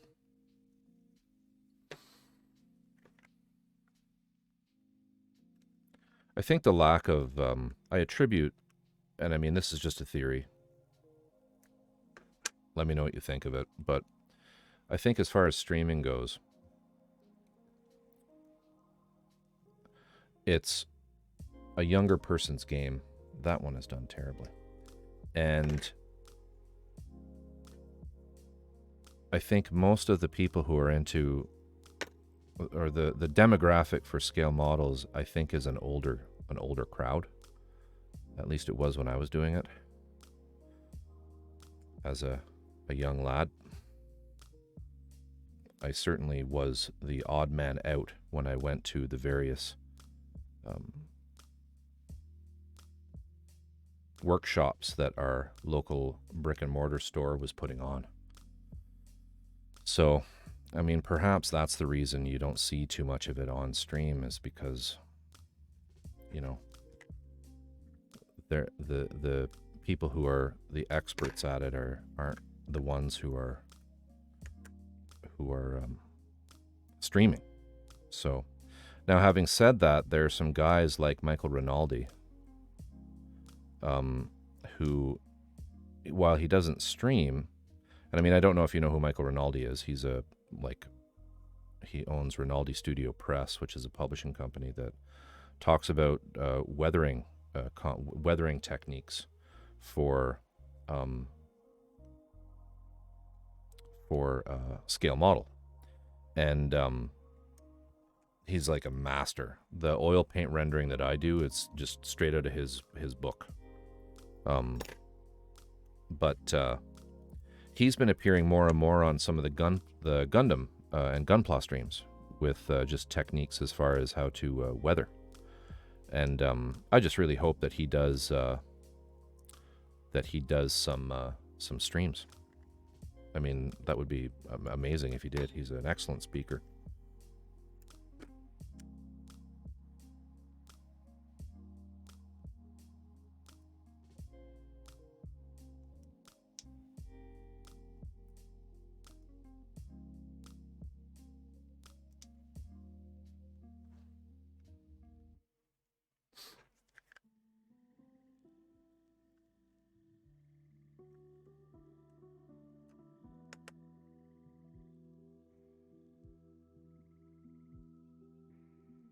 Nika P. Man, how are you?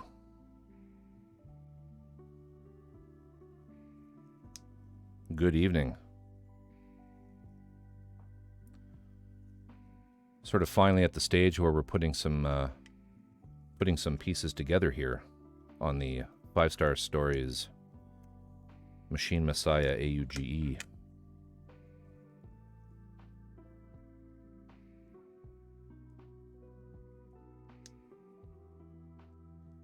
Couple little details to mask off and paint in gold, and then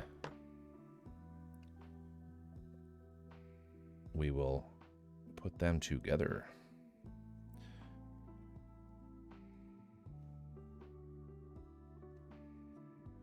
I don't think I'll paint that gold. I'm just going to leave it the way it is.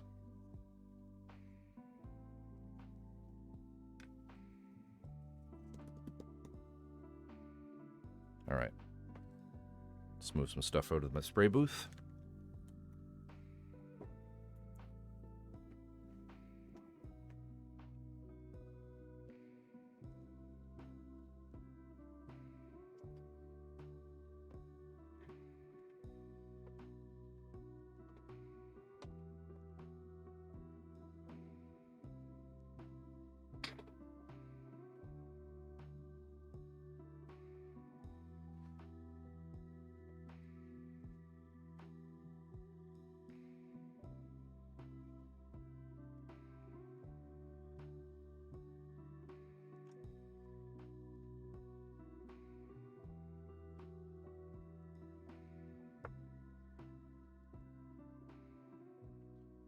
All right.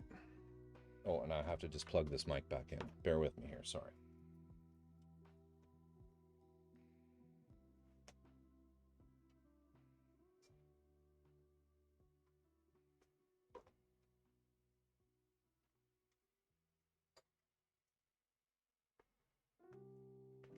Okay.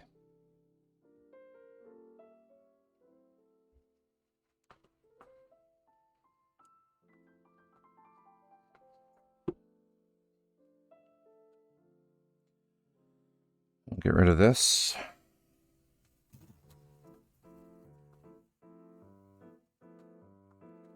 Just left some lacquer in here to make sure things didn't get plugged up.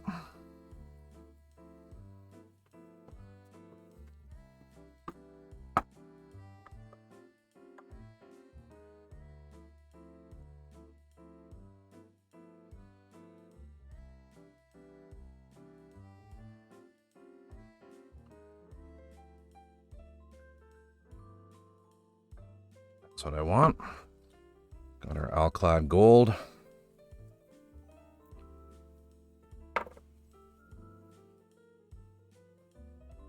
And we'll just put in 1 drop. Maybe 2.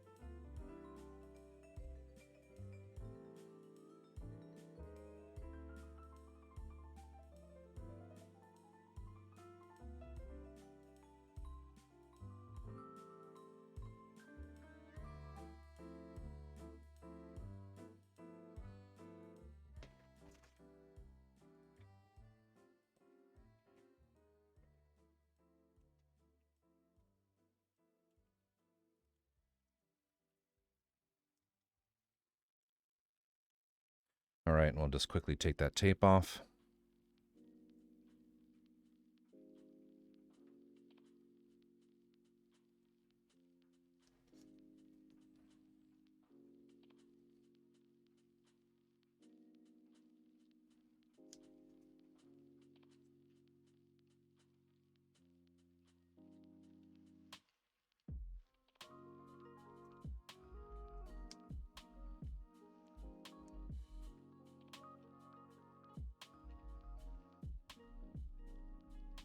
I'll just move it up. Try to actually work on camera.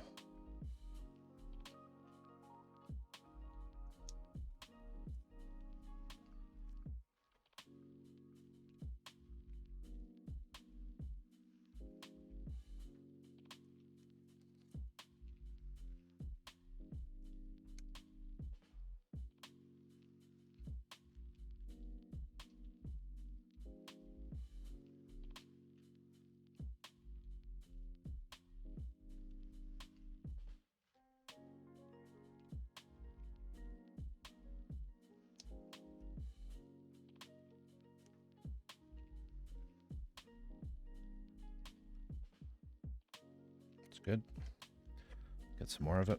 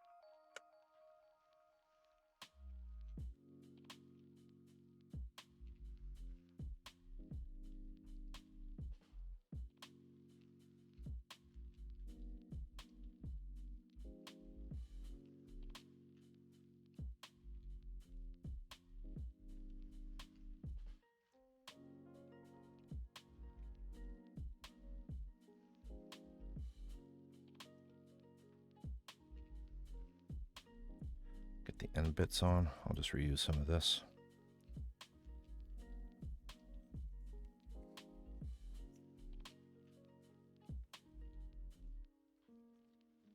Yeah, lacquers do just dry like instantly. Dry. They don't cure instantly, but they dry very quickly, which is nice.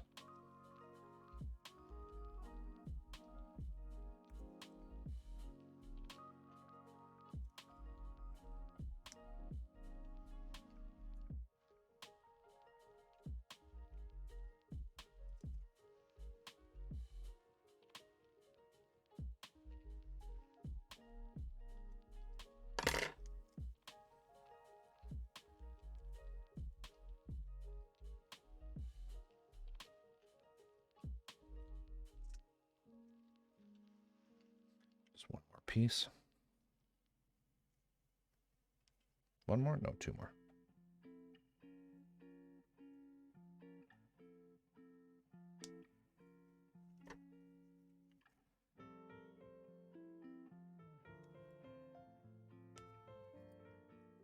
That's no good.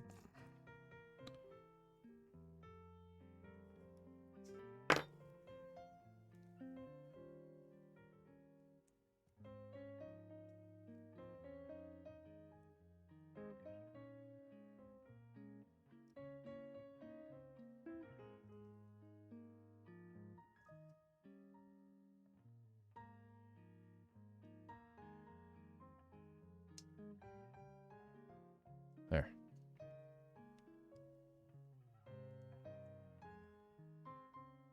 That's good. I should be able to hit that.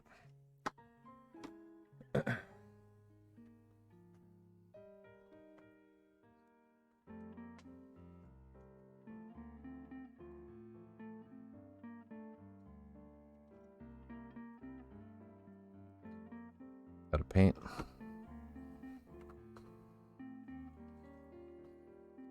Got to be really careful because I haven't masked the entire thing, so I need to just be careful not to overspray outside of the masking tape.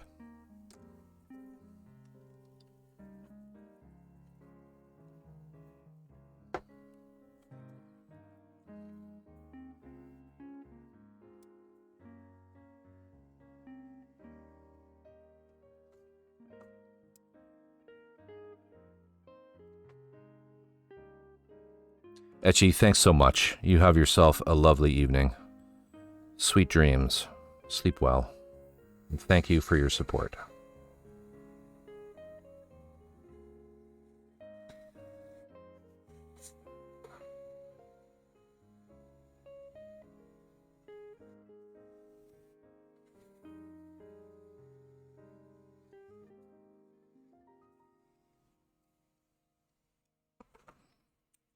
Having some flow issues.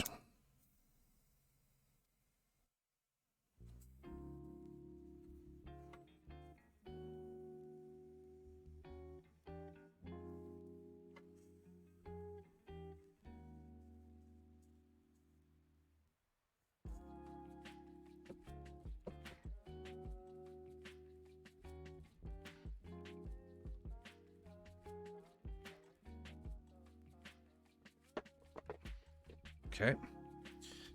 Let's get that tape off of there.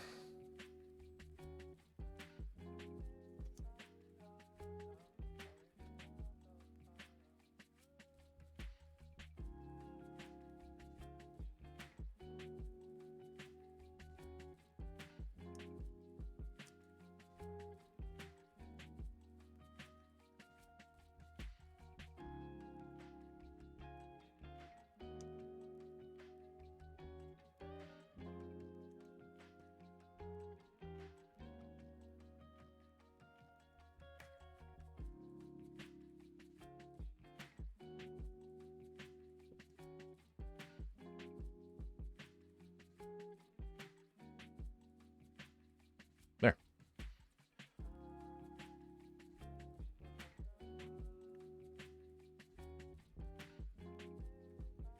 Yeah, looking good. All right.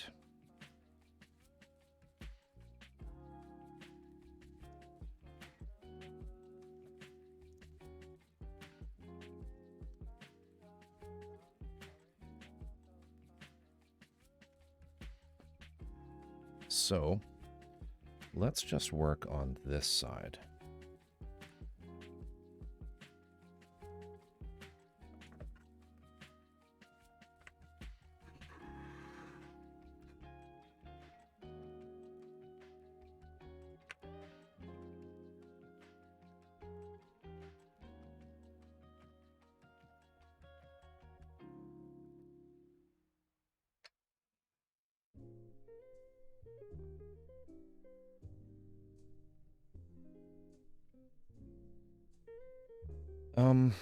All right, so we need one of these.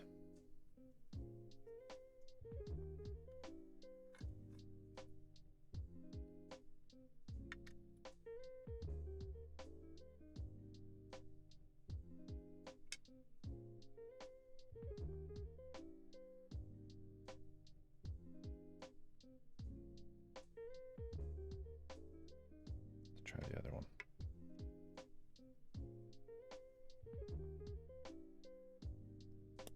There.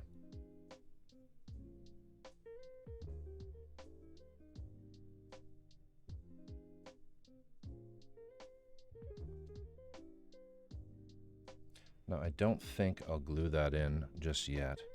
I think what I'm going to do is, because these little tiny cylinders, they're sort of bent in an optimal way.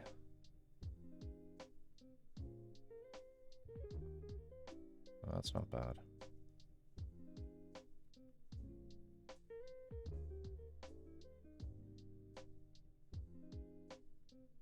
But I bet you that's the other side.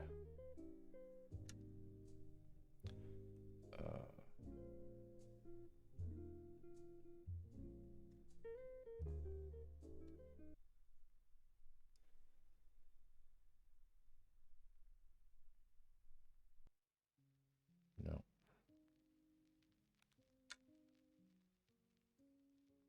Okay. That one's a left. That one's a left. That one's a right. That one is a right. Because you see this little detail here, this little lump there. That little bump that you see on the end, on the far end away from the tweezers, I want that facing out.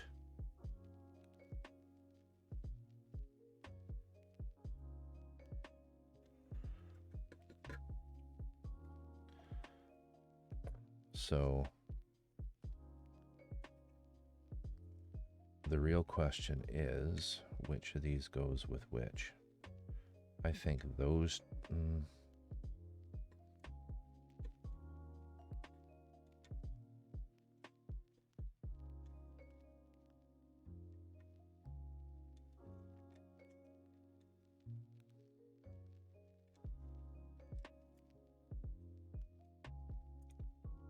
It's probably like that.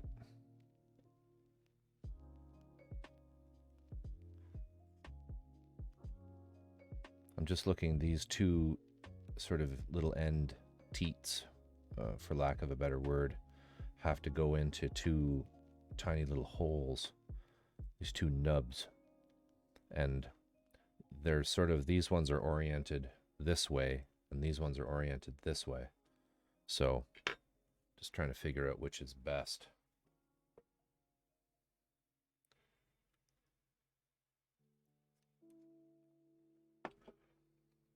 Okay. So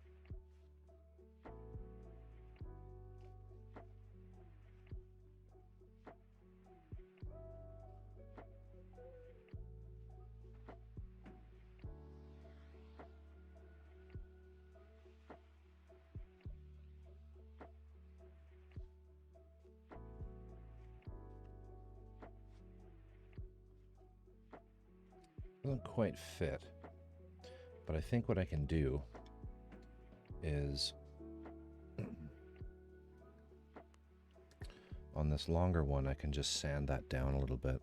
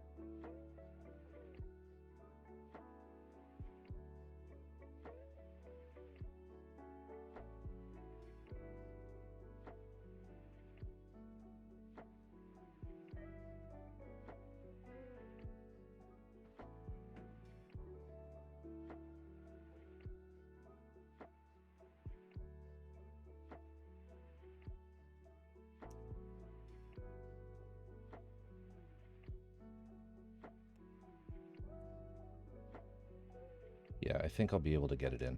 So let's do one side.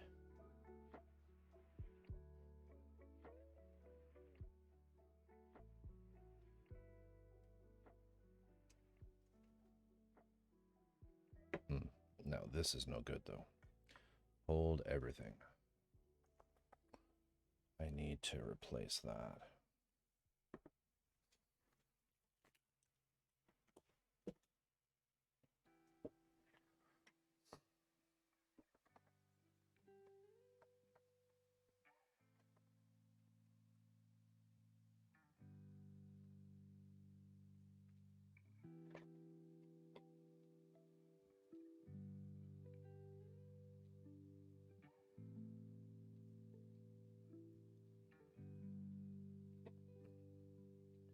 Because that would just let way too much glue come out.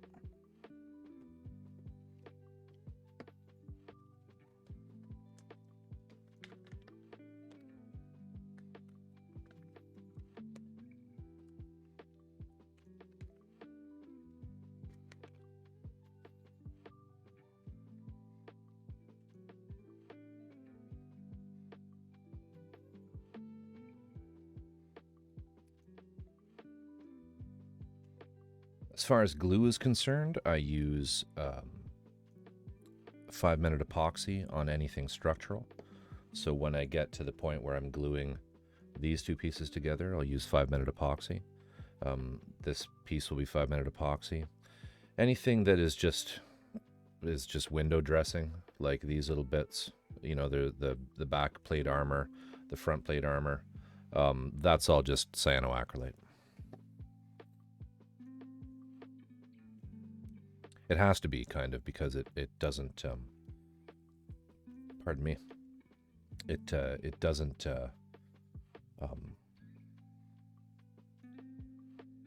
I need it to, what I'm trying to say, blah. What I'm trying to say is I need it to set immediately.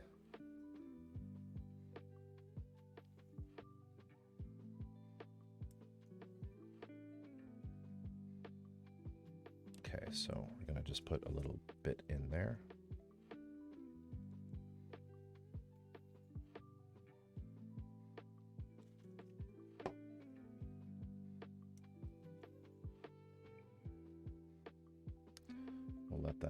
We'll let that cure.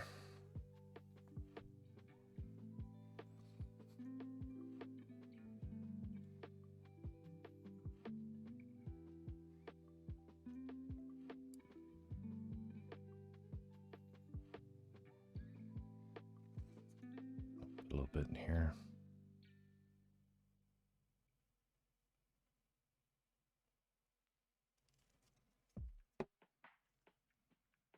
I'm gonna let that cure.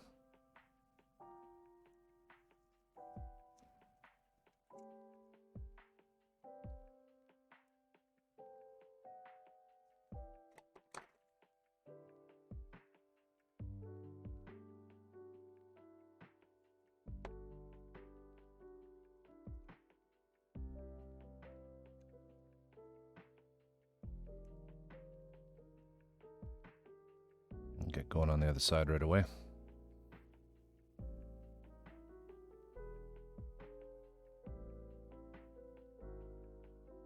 Now, all this sort of manhandling of these pieces may damage the paint a little bit, but what's okay about that is that it's all still just gold. I can easily just blast it quickly with the alclad again.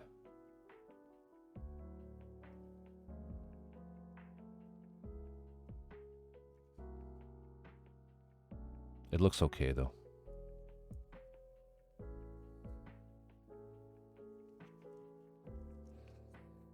So we'll get a little bit in here.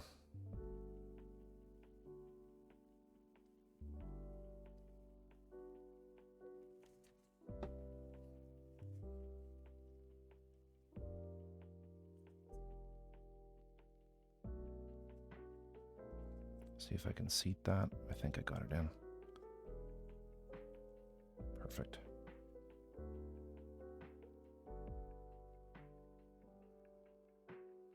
Yeah. I think I'll be okay though. I may just shoot it again anyway, just a little bit to cover up any glue.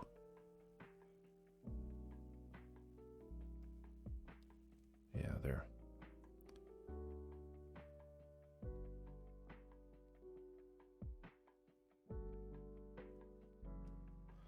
And then this piece hasn't got anything in there, so we'll just put a little tiny bit down here. Let that wick down in.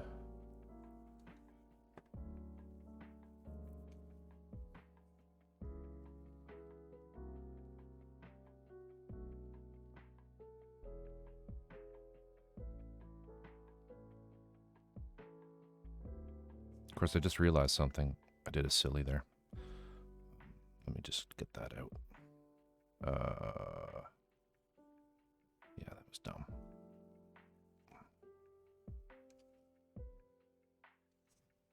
Undo.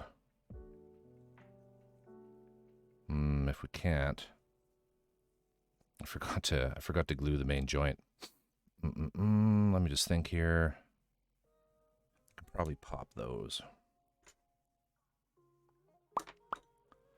Let's use.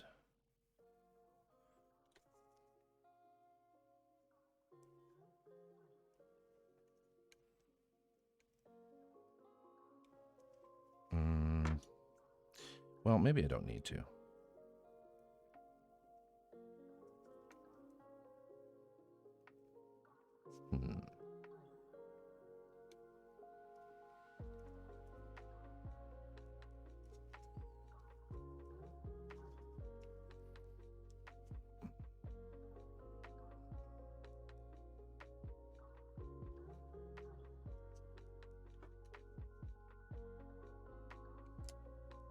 Okay, good. I got one out. There.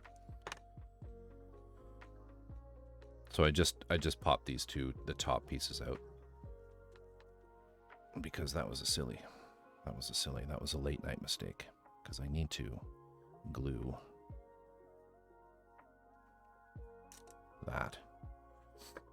So we'll do that right now. Let me just grab some epoxy. I had it here before. There it is. And something to mix that on.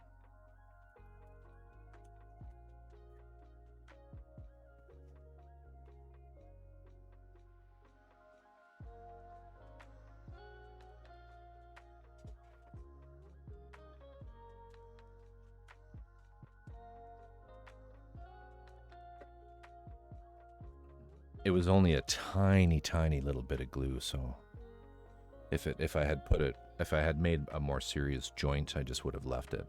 My fallback there is I do have some like super, super, super thin cyano. Like you can see it sloshing around in there. This stuff is pretty useless, except for times like that where you can wick some in and it'll just flow between two joints of parts that are really already tightly set together. And I could have just got that in on this join, and it would have at least been something. But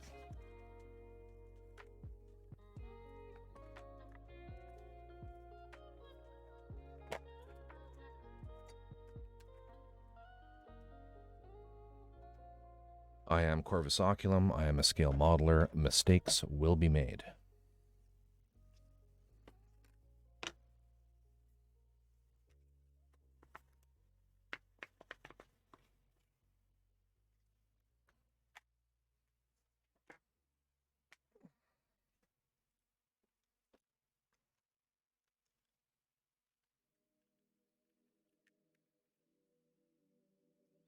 Okay.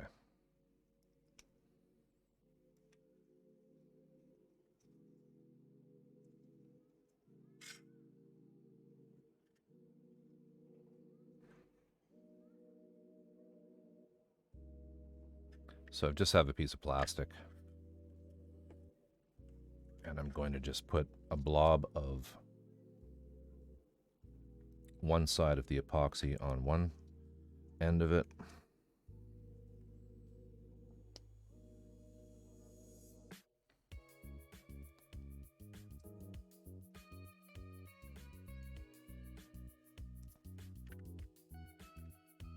And then I do the same way over here. Can't see this.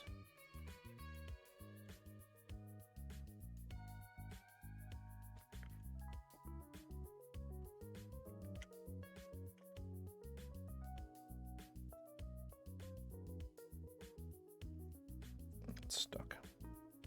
Come on. There we go.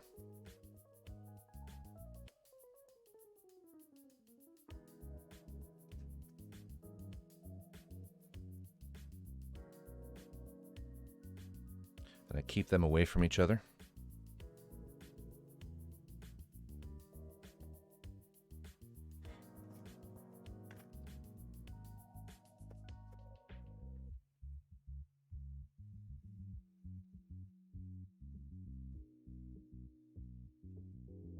Let's clean this off.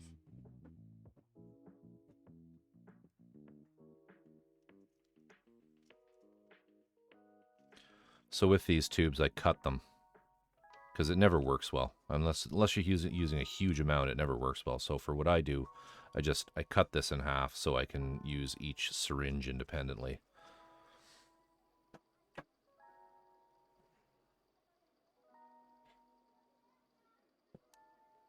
And then what I can do is I can just take tiny amounts on two stir sticks, and I can mix them in the middle.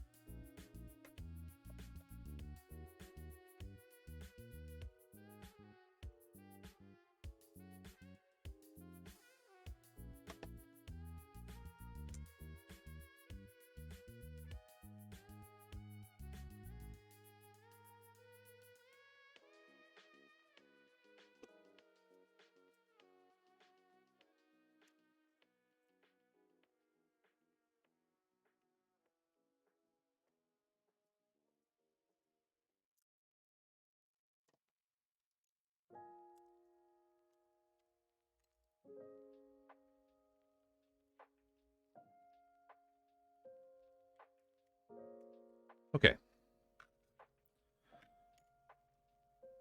Make sure there's no glue on these. Okay. So, easiest thing to do is probably just to put a little bit down in there, and then a tiny little bit on my on the brass. And before I do that, I'll take a knife and I'll just sort of scratch it up in there.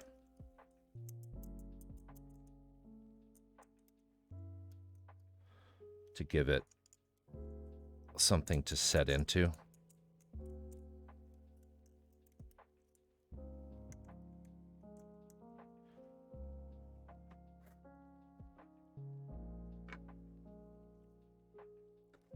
And I'll do the same on here.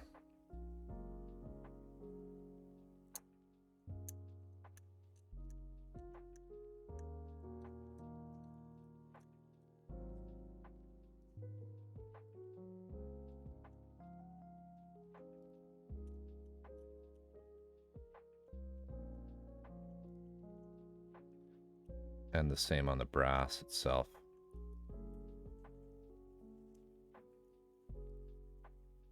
Just some marks.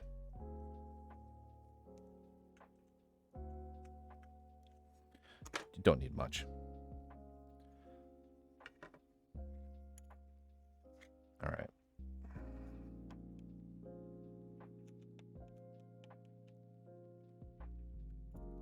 Let's get another little piece of plastic.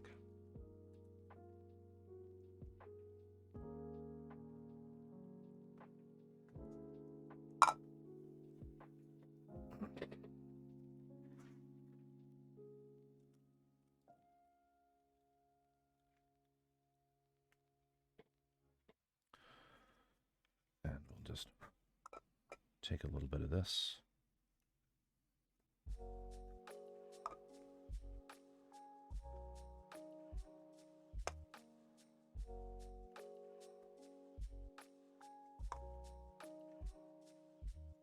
And a little bit of this.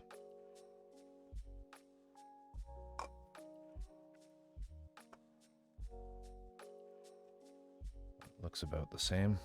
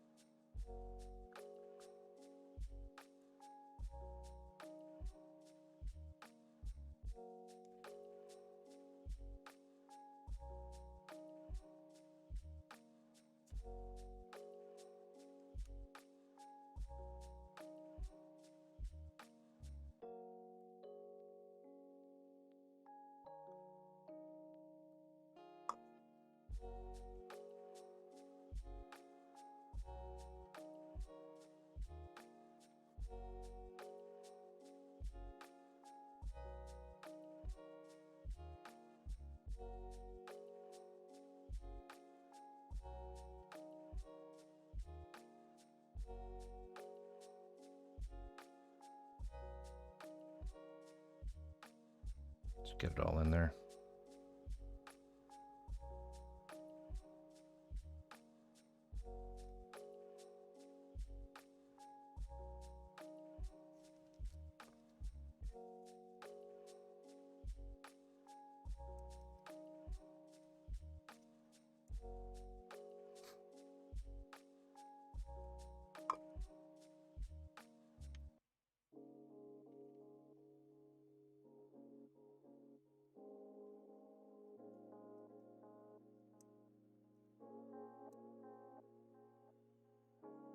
Get that down.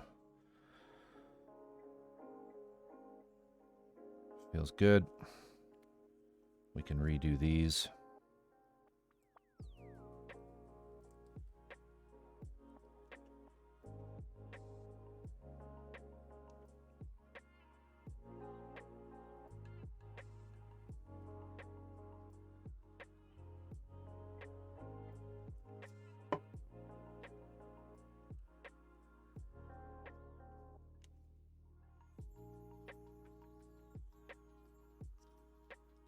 I can see the epoxy even came out a little bit, which is perfect. That means there's some pressure in there.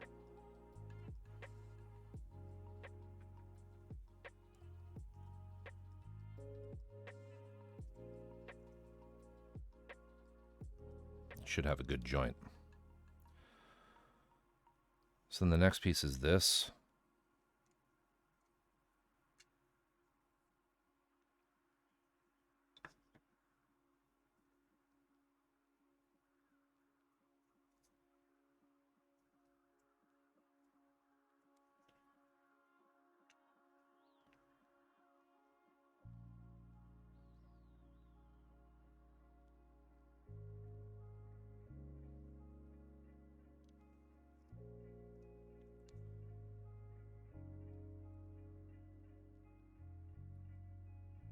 I think that predominantly, I did get a little bit of gold overspray. It's annoying, but whatever. That was just me being careless. I should have masked it more.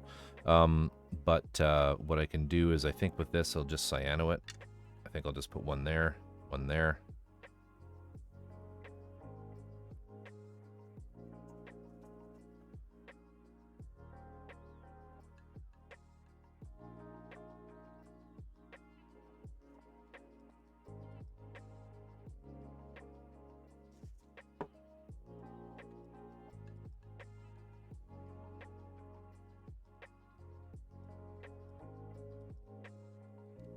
That's probably all it needs.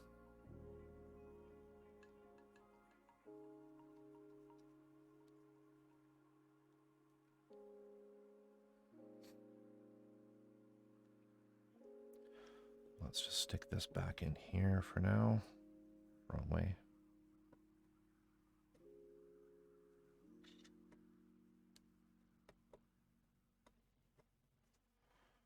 And let's work on this.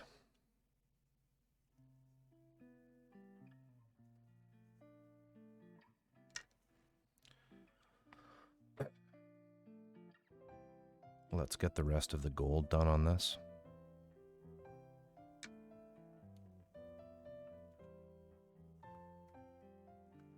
Which I should be able to do without cutting anything.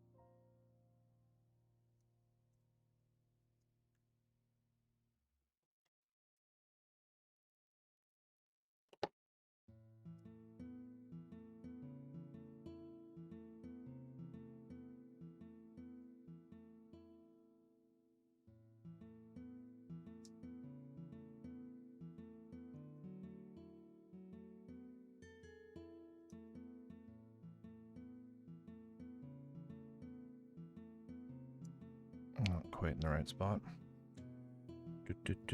Tweezers.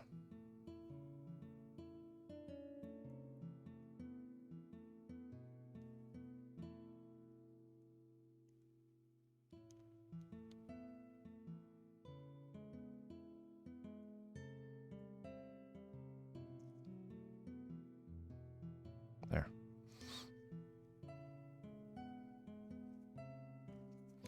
Now we just need to do the bottoms and the tops.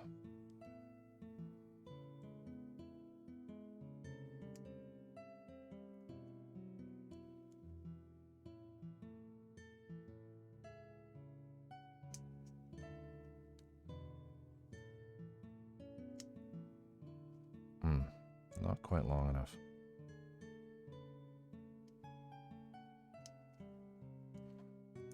There. We have some Gorilla Tape we can use. Oh, Gorilla Tape, sorry, Frog Tape we can use here.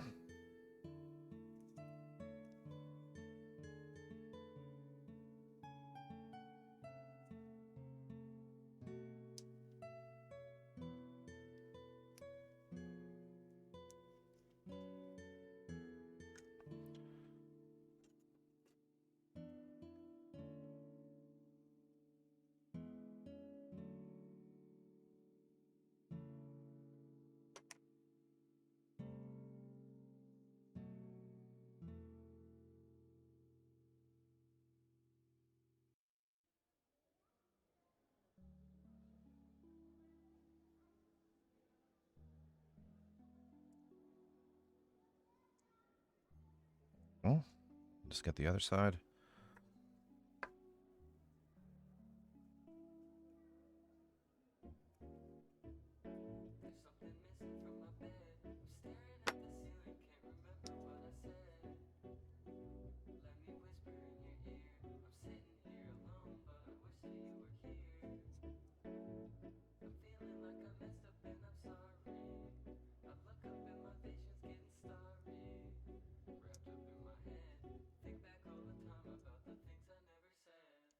Oh.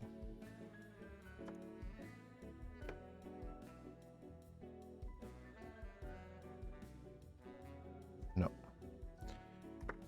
Watch that. Do this. Ugh, this music. So what was it like being married? Actually, let's get something a little more upbeat.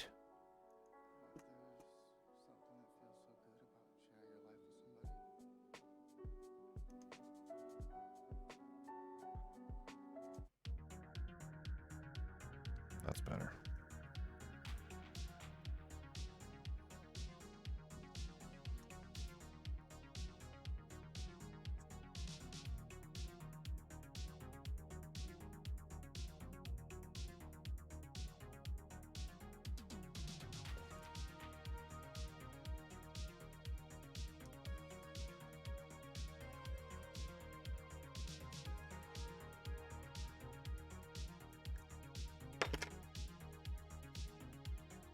Masking is such a pain in the ass.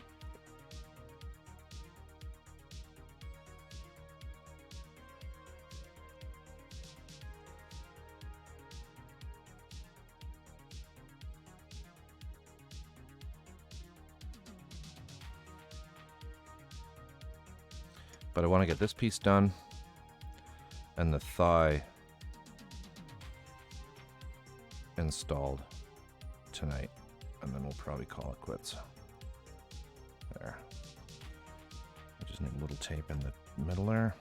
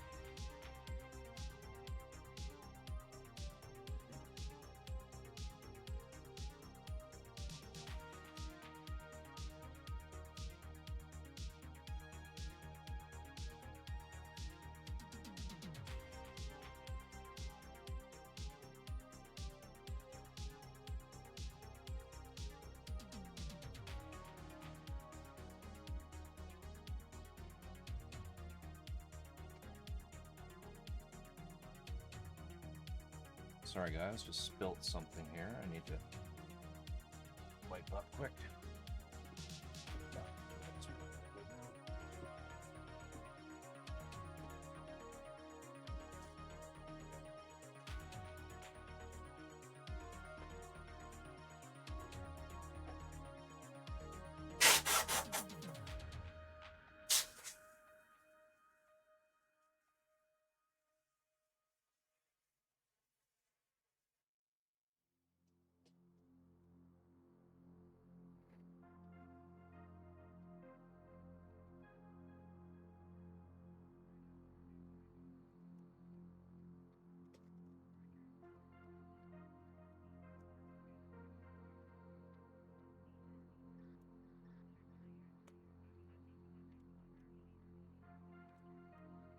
Ugh.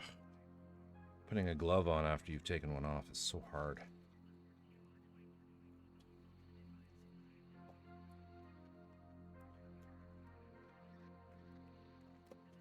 All right.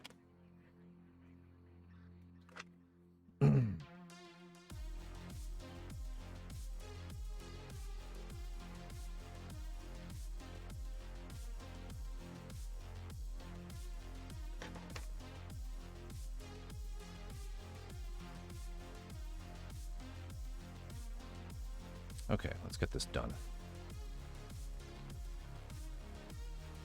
I officially hate this piece.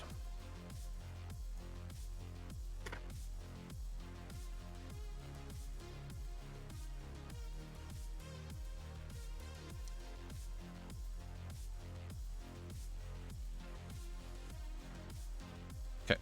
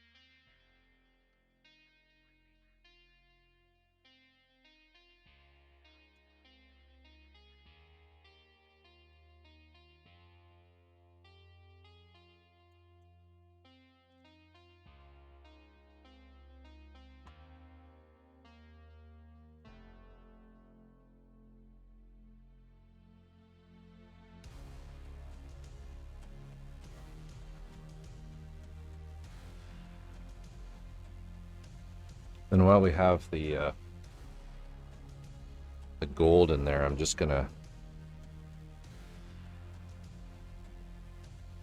give this a little bit.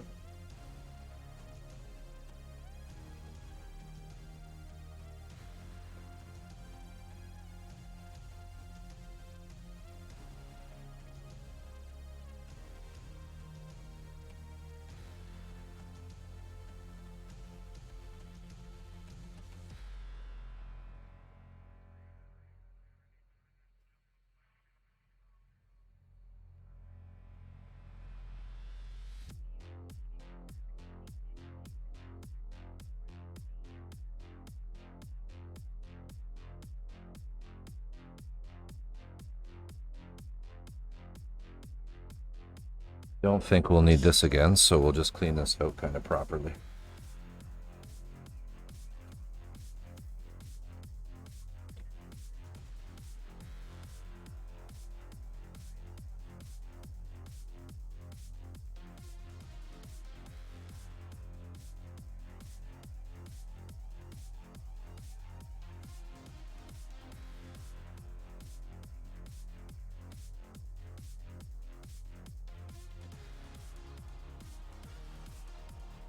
Sleeve a little thinner in there.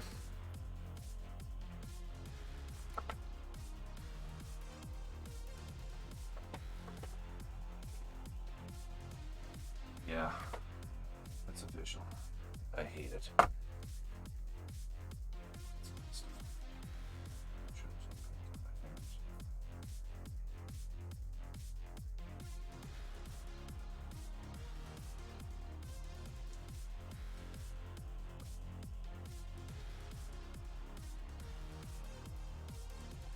Yeah, like I said, these particular pieces are just the worst for masking in the batch.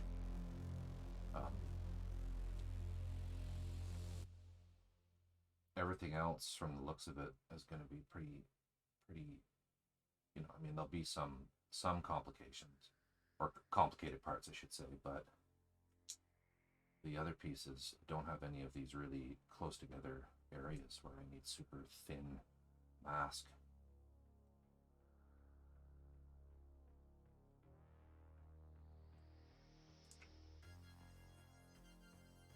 And I'm still on that scene. Here we go.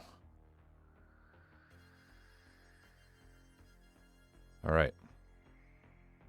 So we'll just give that a second to cure, or not cure, but dry.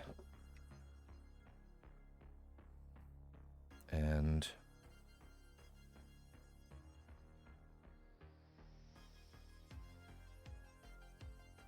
so the next piece is, well, actually, we need to figure out which one of these.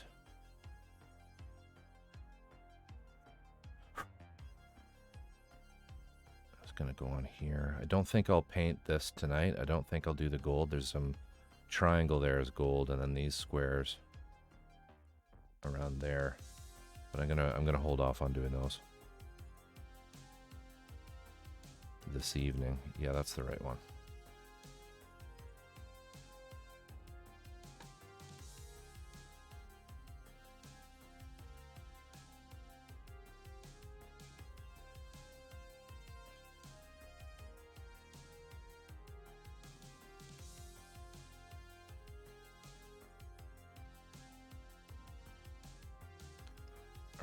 Let's just keep going here, though.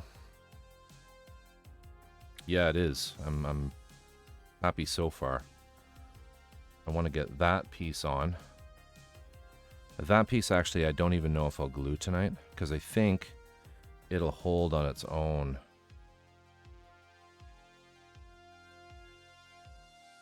Yeah, it should hold on its own, because it sits on this.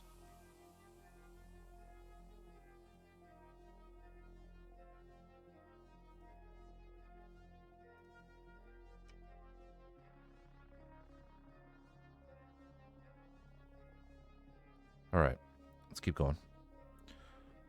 Quit gawking, Corvus. Dehydrate.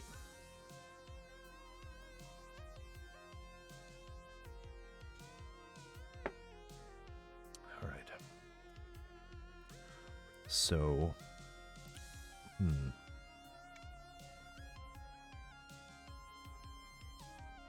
now I made a bit of a mess of that piece in there.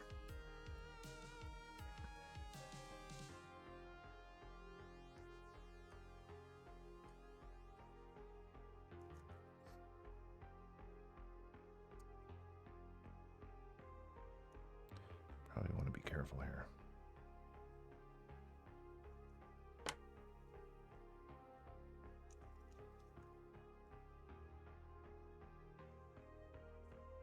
I should be able to leave that.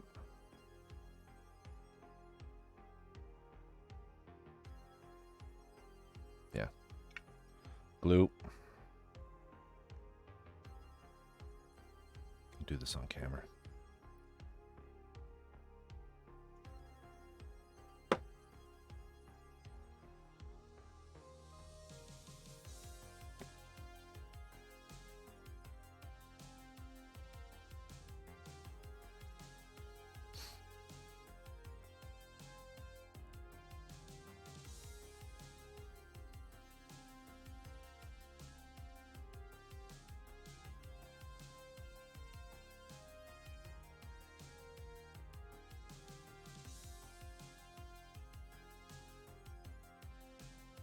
Just let that set.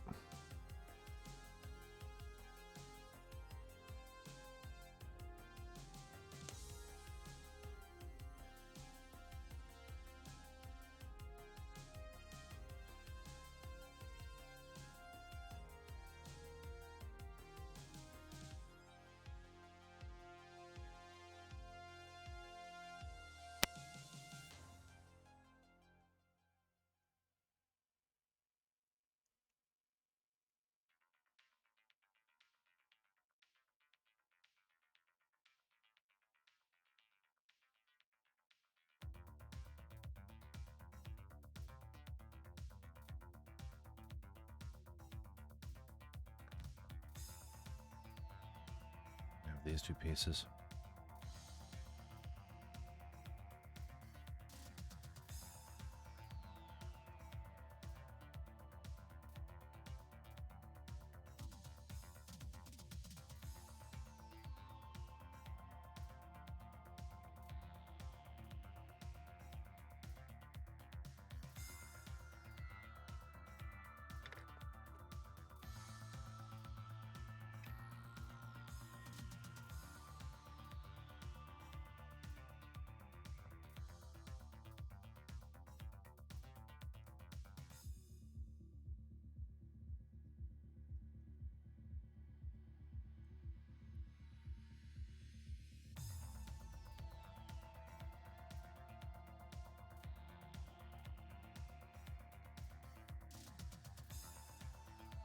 I think I can do those without worrying too much about this. Yeah. So while we're waiting for that, let's glue these.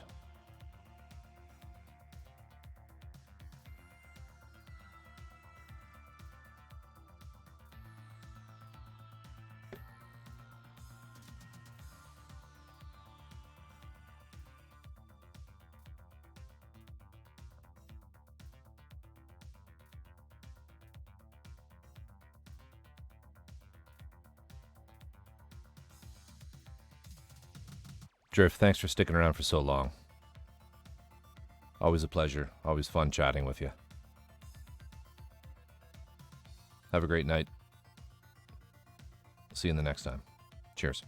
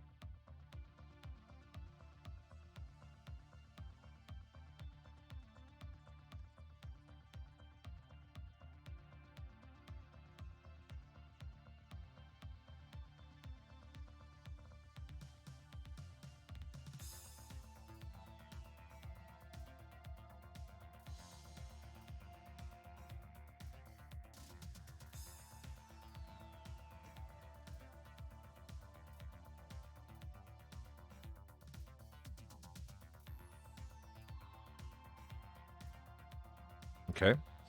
So next up, we're going to do the this piece.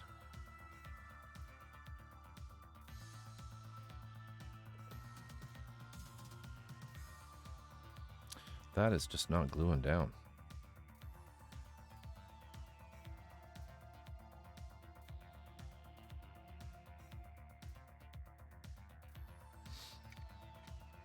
I think what I'll need to do is let's put more in there.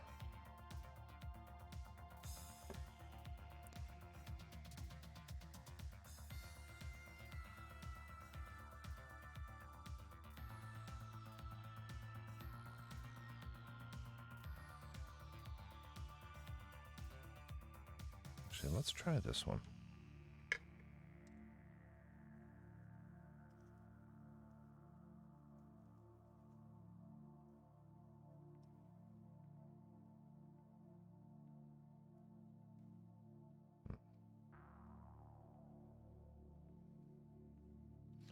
And let's use a little bit of this. This is the accelerator.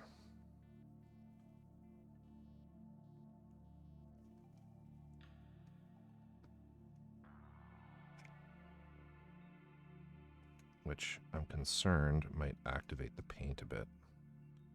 did a little bit, but it's okay because it's behind it. I try not to use this stuff too much on these models once they're painted.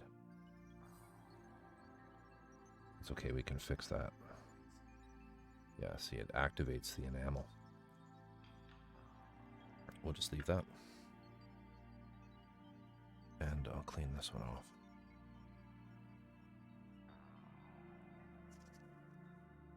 As best I can.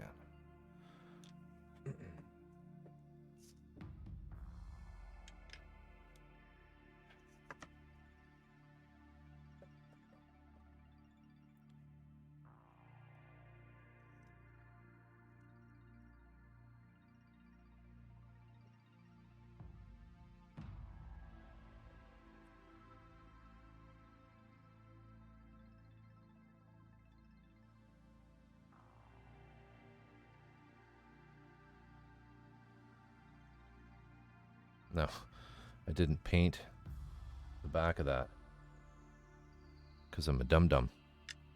So let's fix that real quick. Classic. What a rookie move.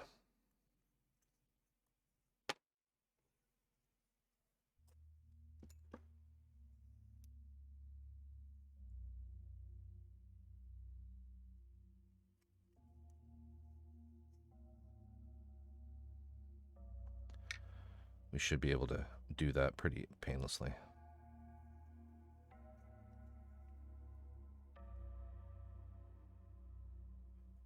Because of how directional airbrushes are. It's more annoying because I've already cleaned the gold out of the brush.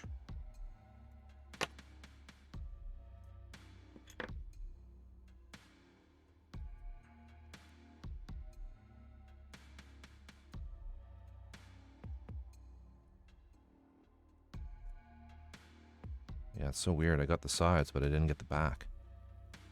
Bizarre. Just fold these over.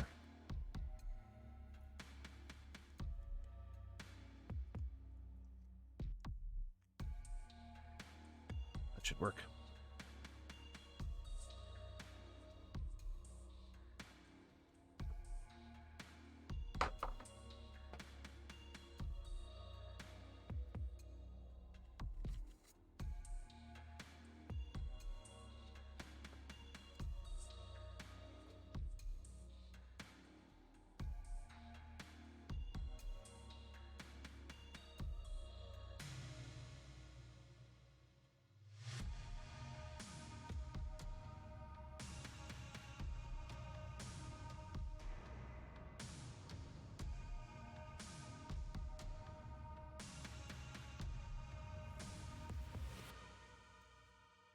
Two drops should be plenty.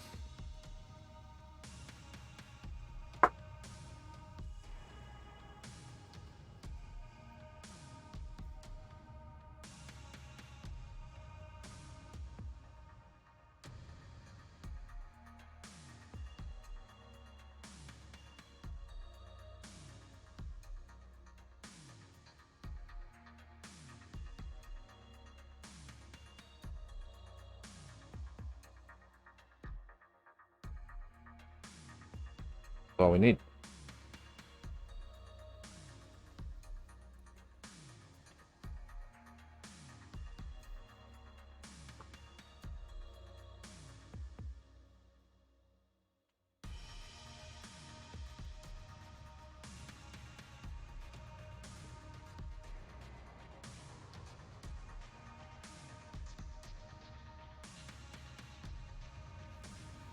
Okay, let's get this off again.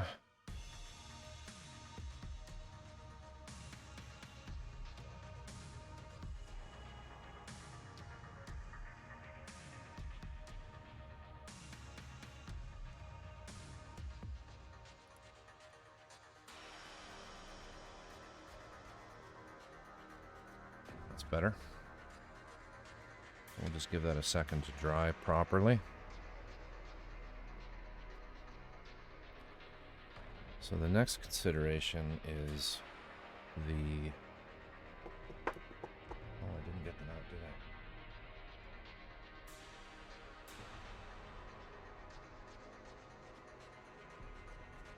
these pieces.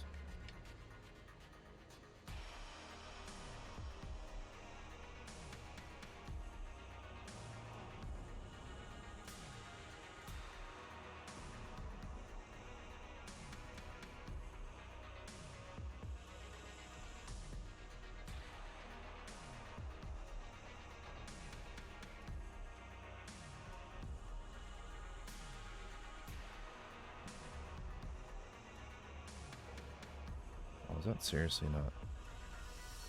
Still not cure, like setting properly?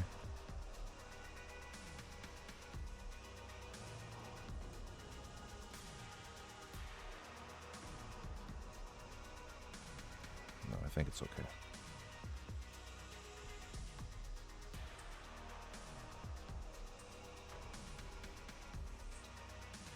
Yeah, so that goes on like that.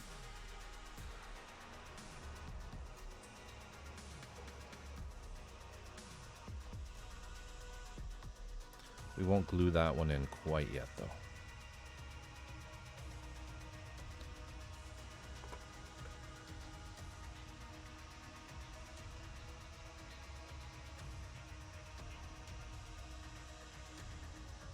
Because I want to get these thighs on first.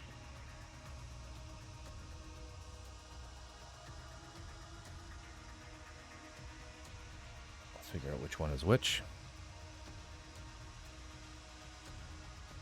That is definitely the one for there.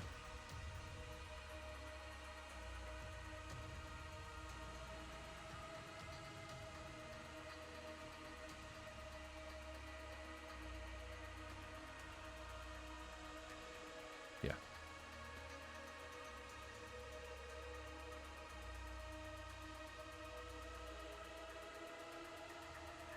So we need epoxy again.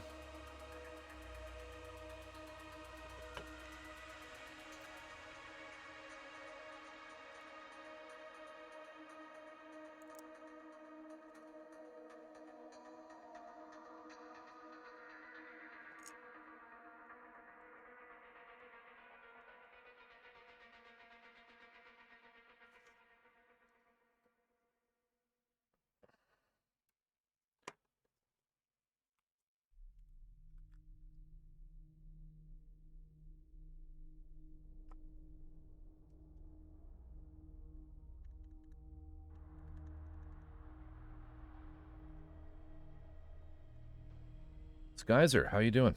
Good evening.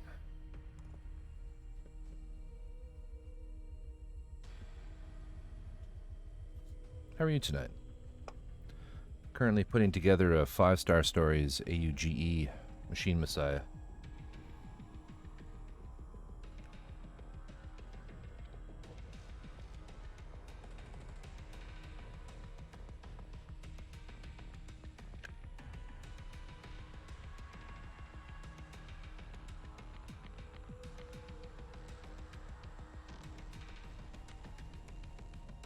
Just mixing some epoxy here.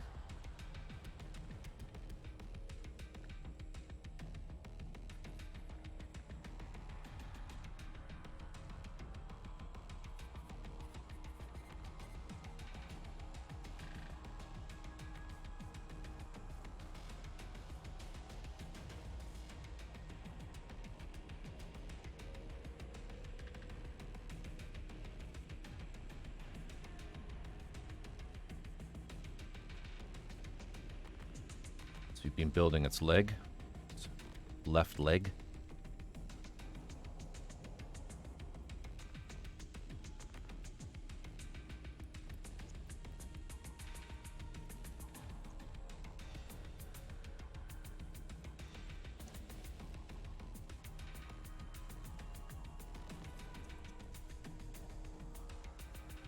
This is about a 200-piece resin kit.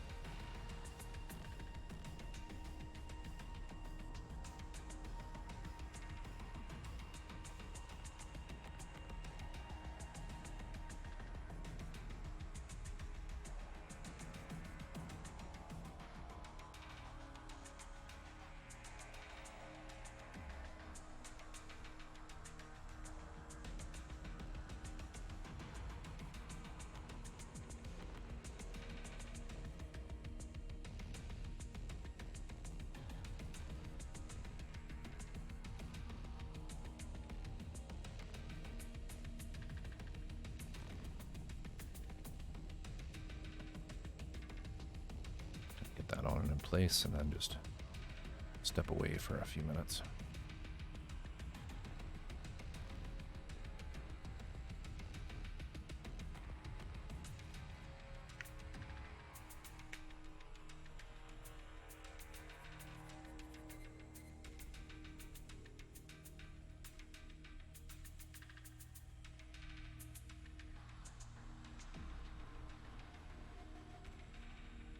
To let that cure a bit.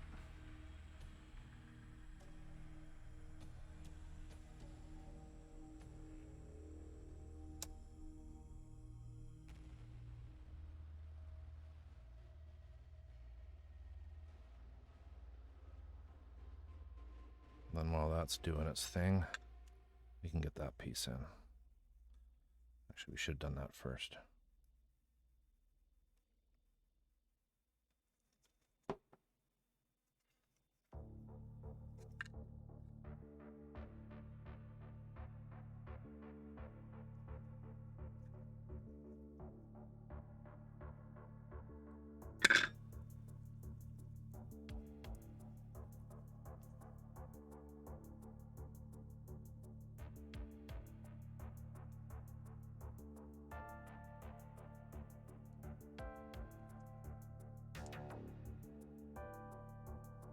Is that the wrong one for that side? Might be.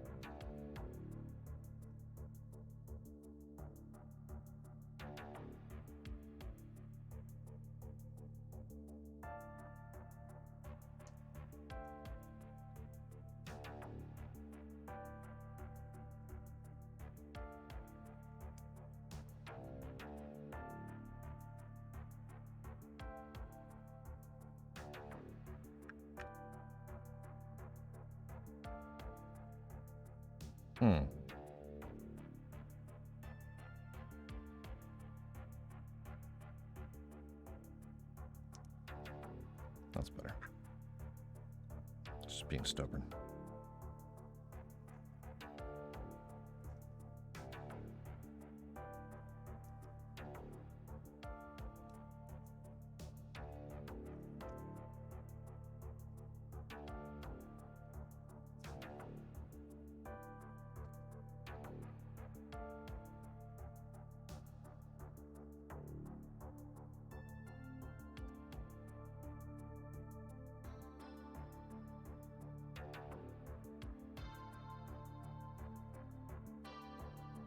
Okay.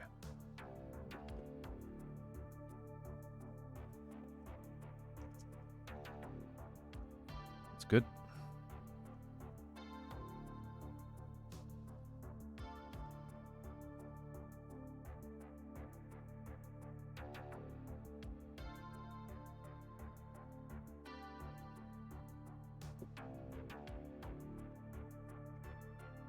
And then while we're not going to glue this piece on tonight, we got this here. Actually, you know what? I don't trust this glove. It isn't dirty.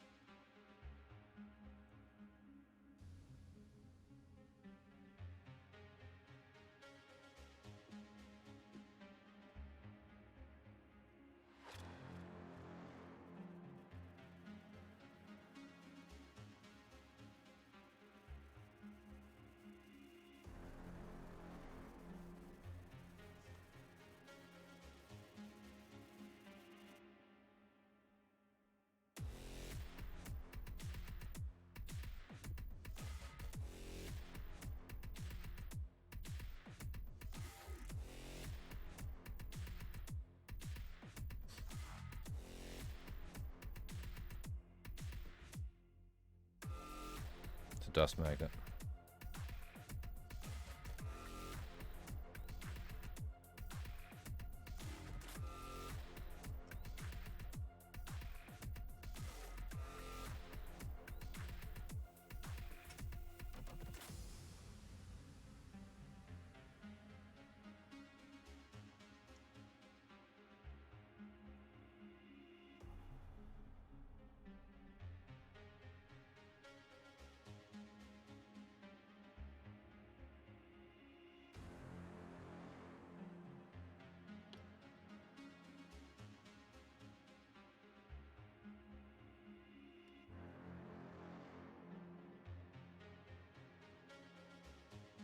There it is.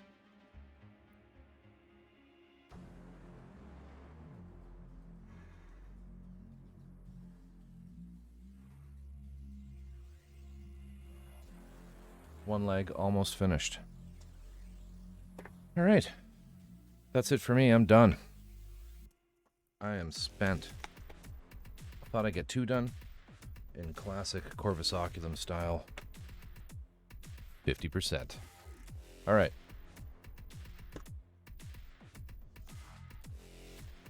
Take care, everybody, and we'll see you tomorrow.